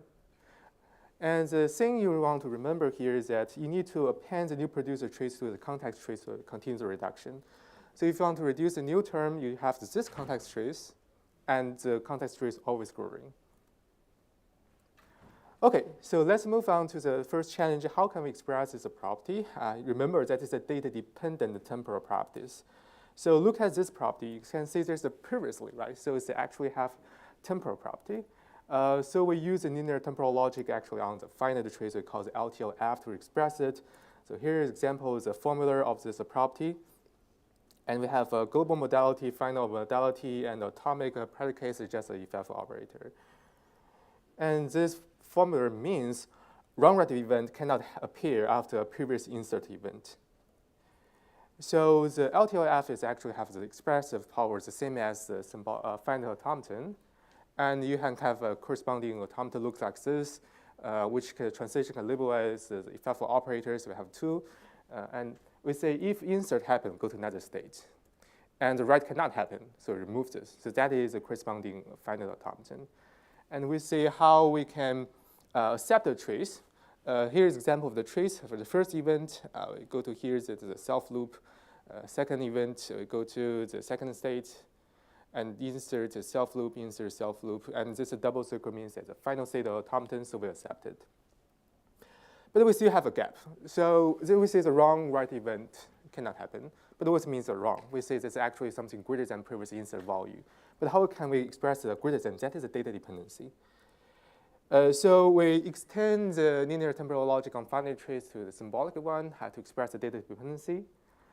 So we call the symbolic LTLF. That is a corresponding formula. You can see this word is similar, but actually our atomic predicate is now the symbolic automaton, symbolic event. It consists of 4 parts: it's effect of operators, parameters, and result of variable, which constrained by a qualifier phi. So here is a qualifier. You can see there's actually use a greater than indicates a data-dependent property. And symbolic LTLF, the same expressive power with the symbolic finite automaton. And here is the automaton. And now it actually can transition a little bit as 4 cases, and not 2 because we have the qualifier. And still, you can see if you have an insert with element, and you cannot write element greater than element, right? So just remove this case, and that is a corresponding symbolic finite automaton. And still, we can see how can we accept a trace with this element 2, that's the concrete trace. And the first event, you have a self loop. The second event, you go to another state, and self loop, and you can accept it. Okay, the second, so you can see there is an element, it's a free variable in the symbolic automaton. You can check the details in our paper, how we deal with it. So the second interesting point I want to talk about is the context dependency. So consider the add function. The behavior of the add function is actually different under different context trees.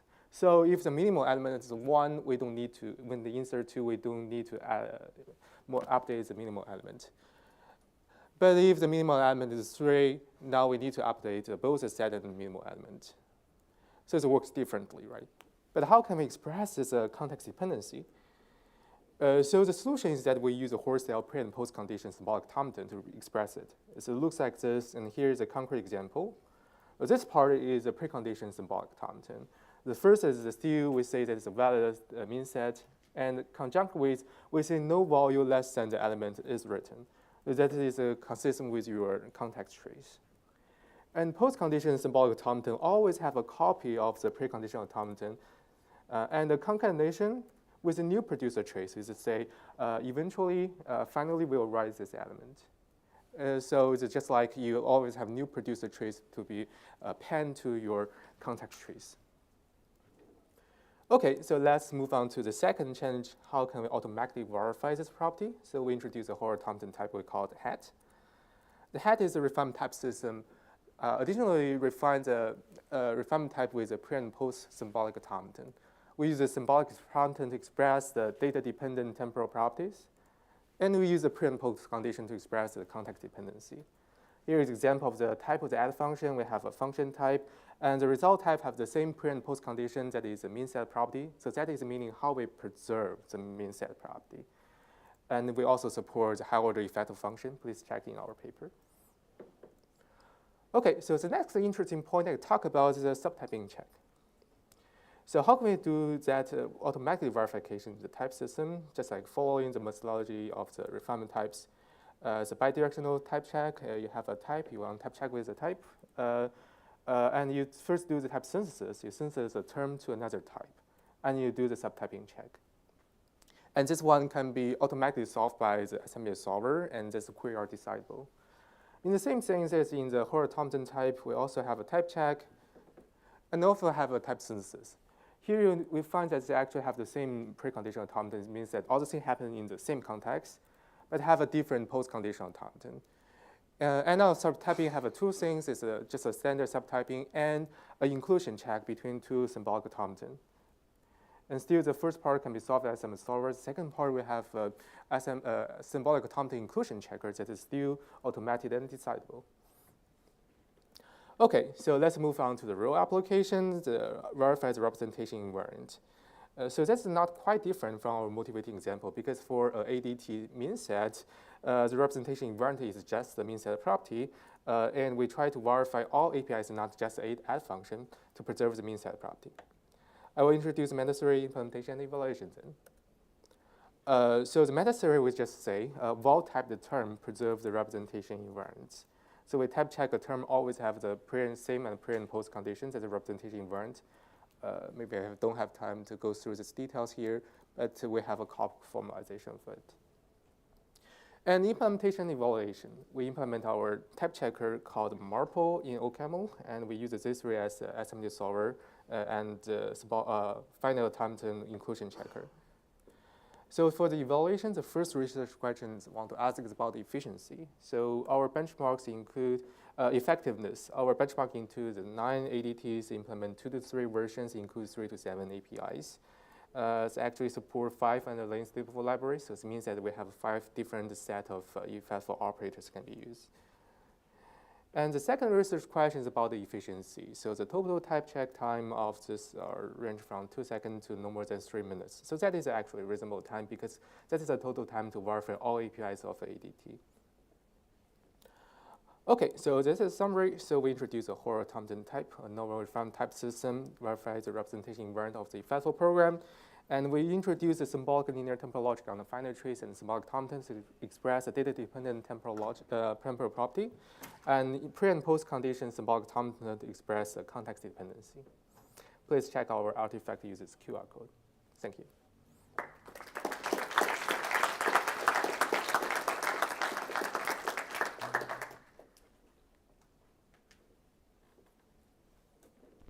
Open for questions. Thanks for that talk. So do you make any restrictions on the symbolic linear temporal logic formulas to ensure the sort of decidable inclusion checking, or? So you consider about our logic here, right? So if that is decidable? Yeah, I mean, yeah, so actually all the things, the linear symbolic logic is just the front-end language of us. Eventually we will combine all the things here to the symbolic Thompson. So the decidability is guaranteed by the theory of the symbolic Thompson. So that is indeed decidable. Does it answer your question? Yeah, thanks. Yeah. Do we have any other questions? Okay, well, I will ask a question. I actually have a question. Yeah. So you have this framework for proving properties of your program about these ADTs. Now, if I have some equations about the ADT, could you use these sorts of proofs to then optimize the code? For example, if I have things about my data structure that tell me that an add and a remove can be canceled out, could you use this framework to then optimize the code based on that information? You say that is can I use my current framework to do optimization? Could you imagine as future work to plug this into a compiler to give it that information and allow it to optimize better? It's very interesting direction. So currently I'm thinking about this verification framework, right? So you need to get a concrete source code and a concrete specification, all the things need to provide it. But I think that's a very interesting future work to find if I can optimize as a source code.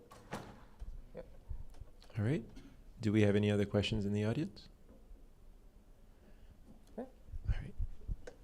All right. Thanks for the great talk. So I'm wondering if your framework can support non-algebraic effect like a control effect, call CC, exception handling, effect handlers, and so on. So you are asking about can we support like call CC, these new features besides the current core language?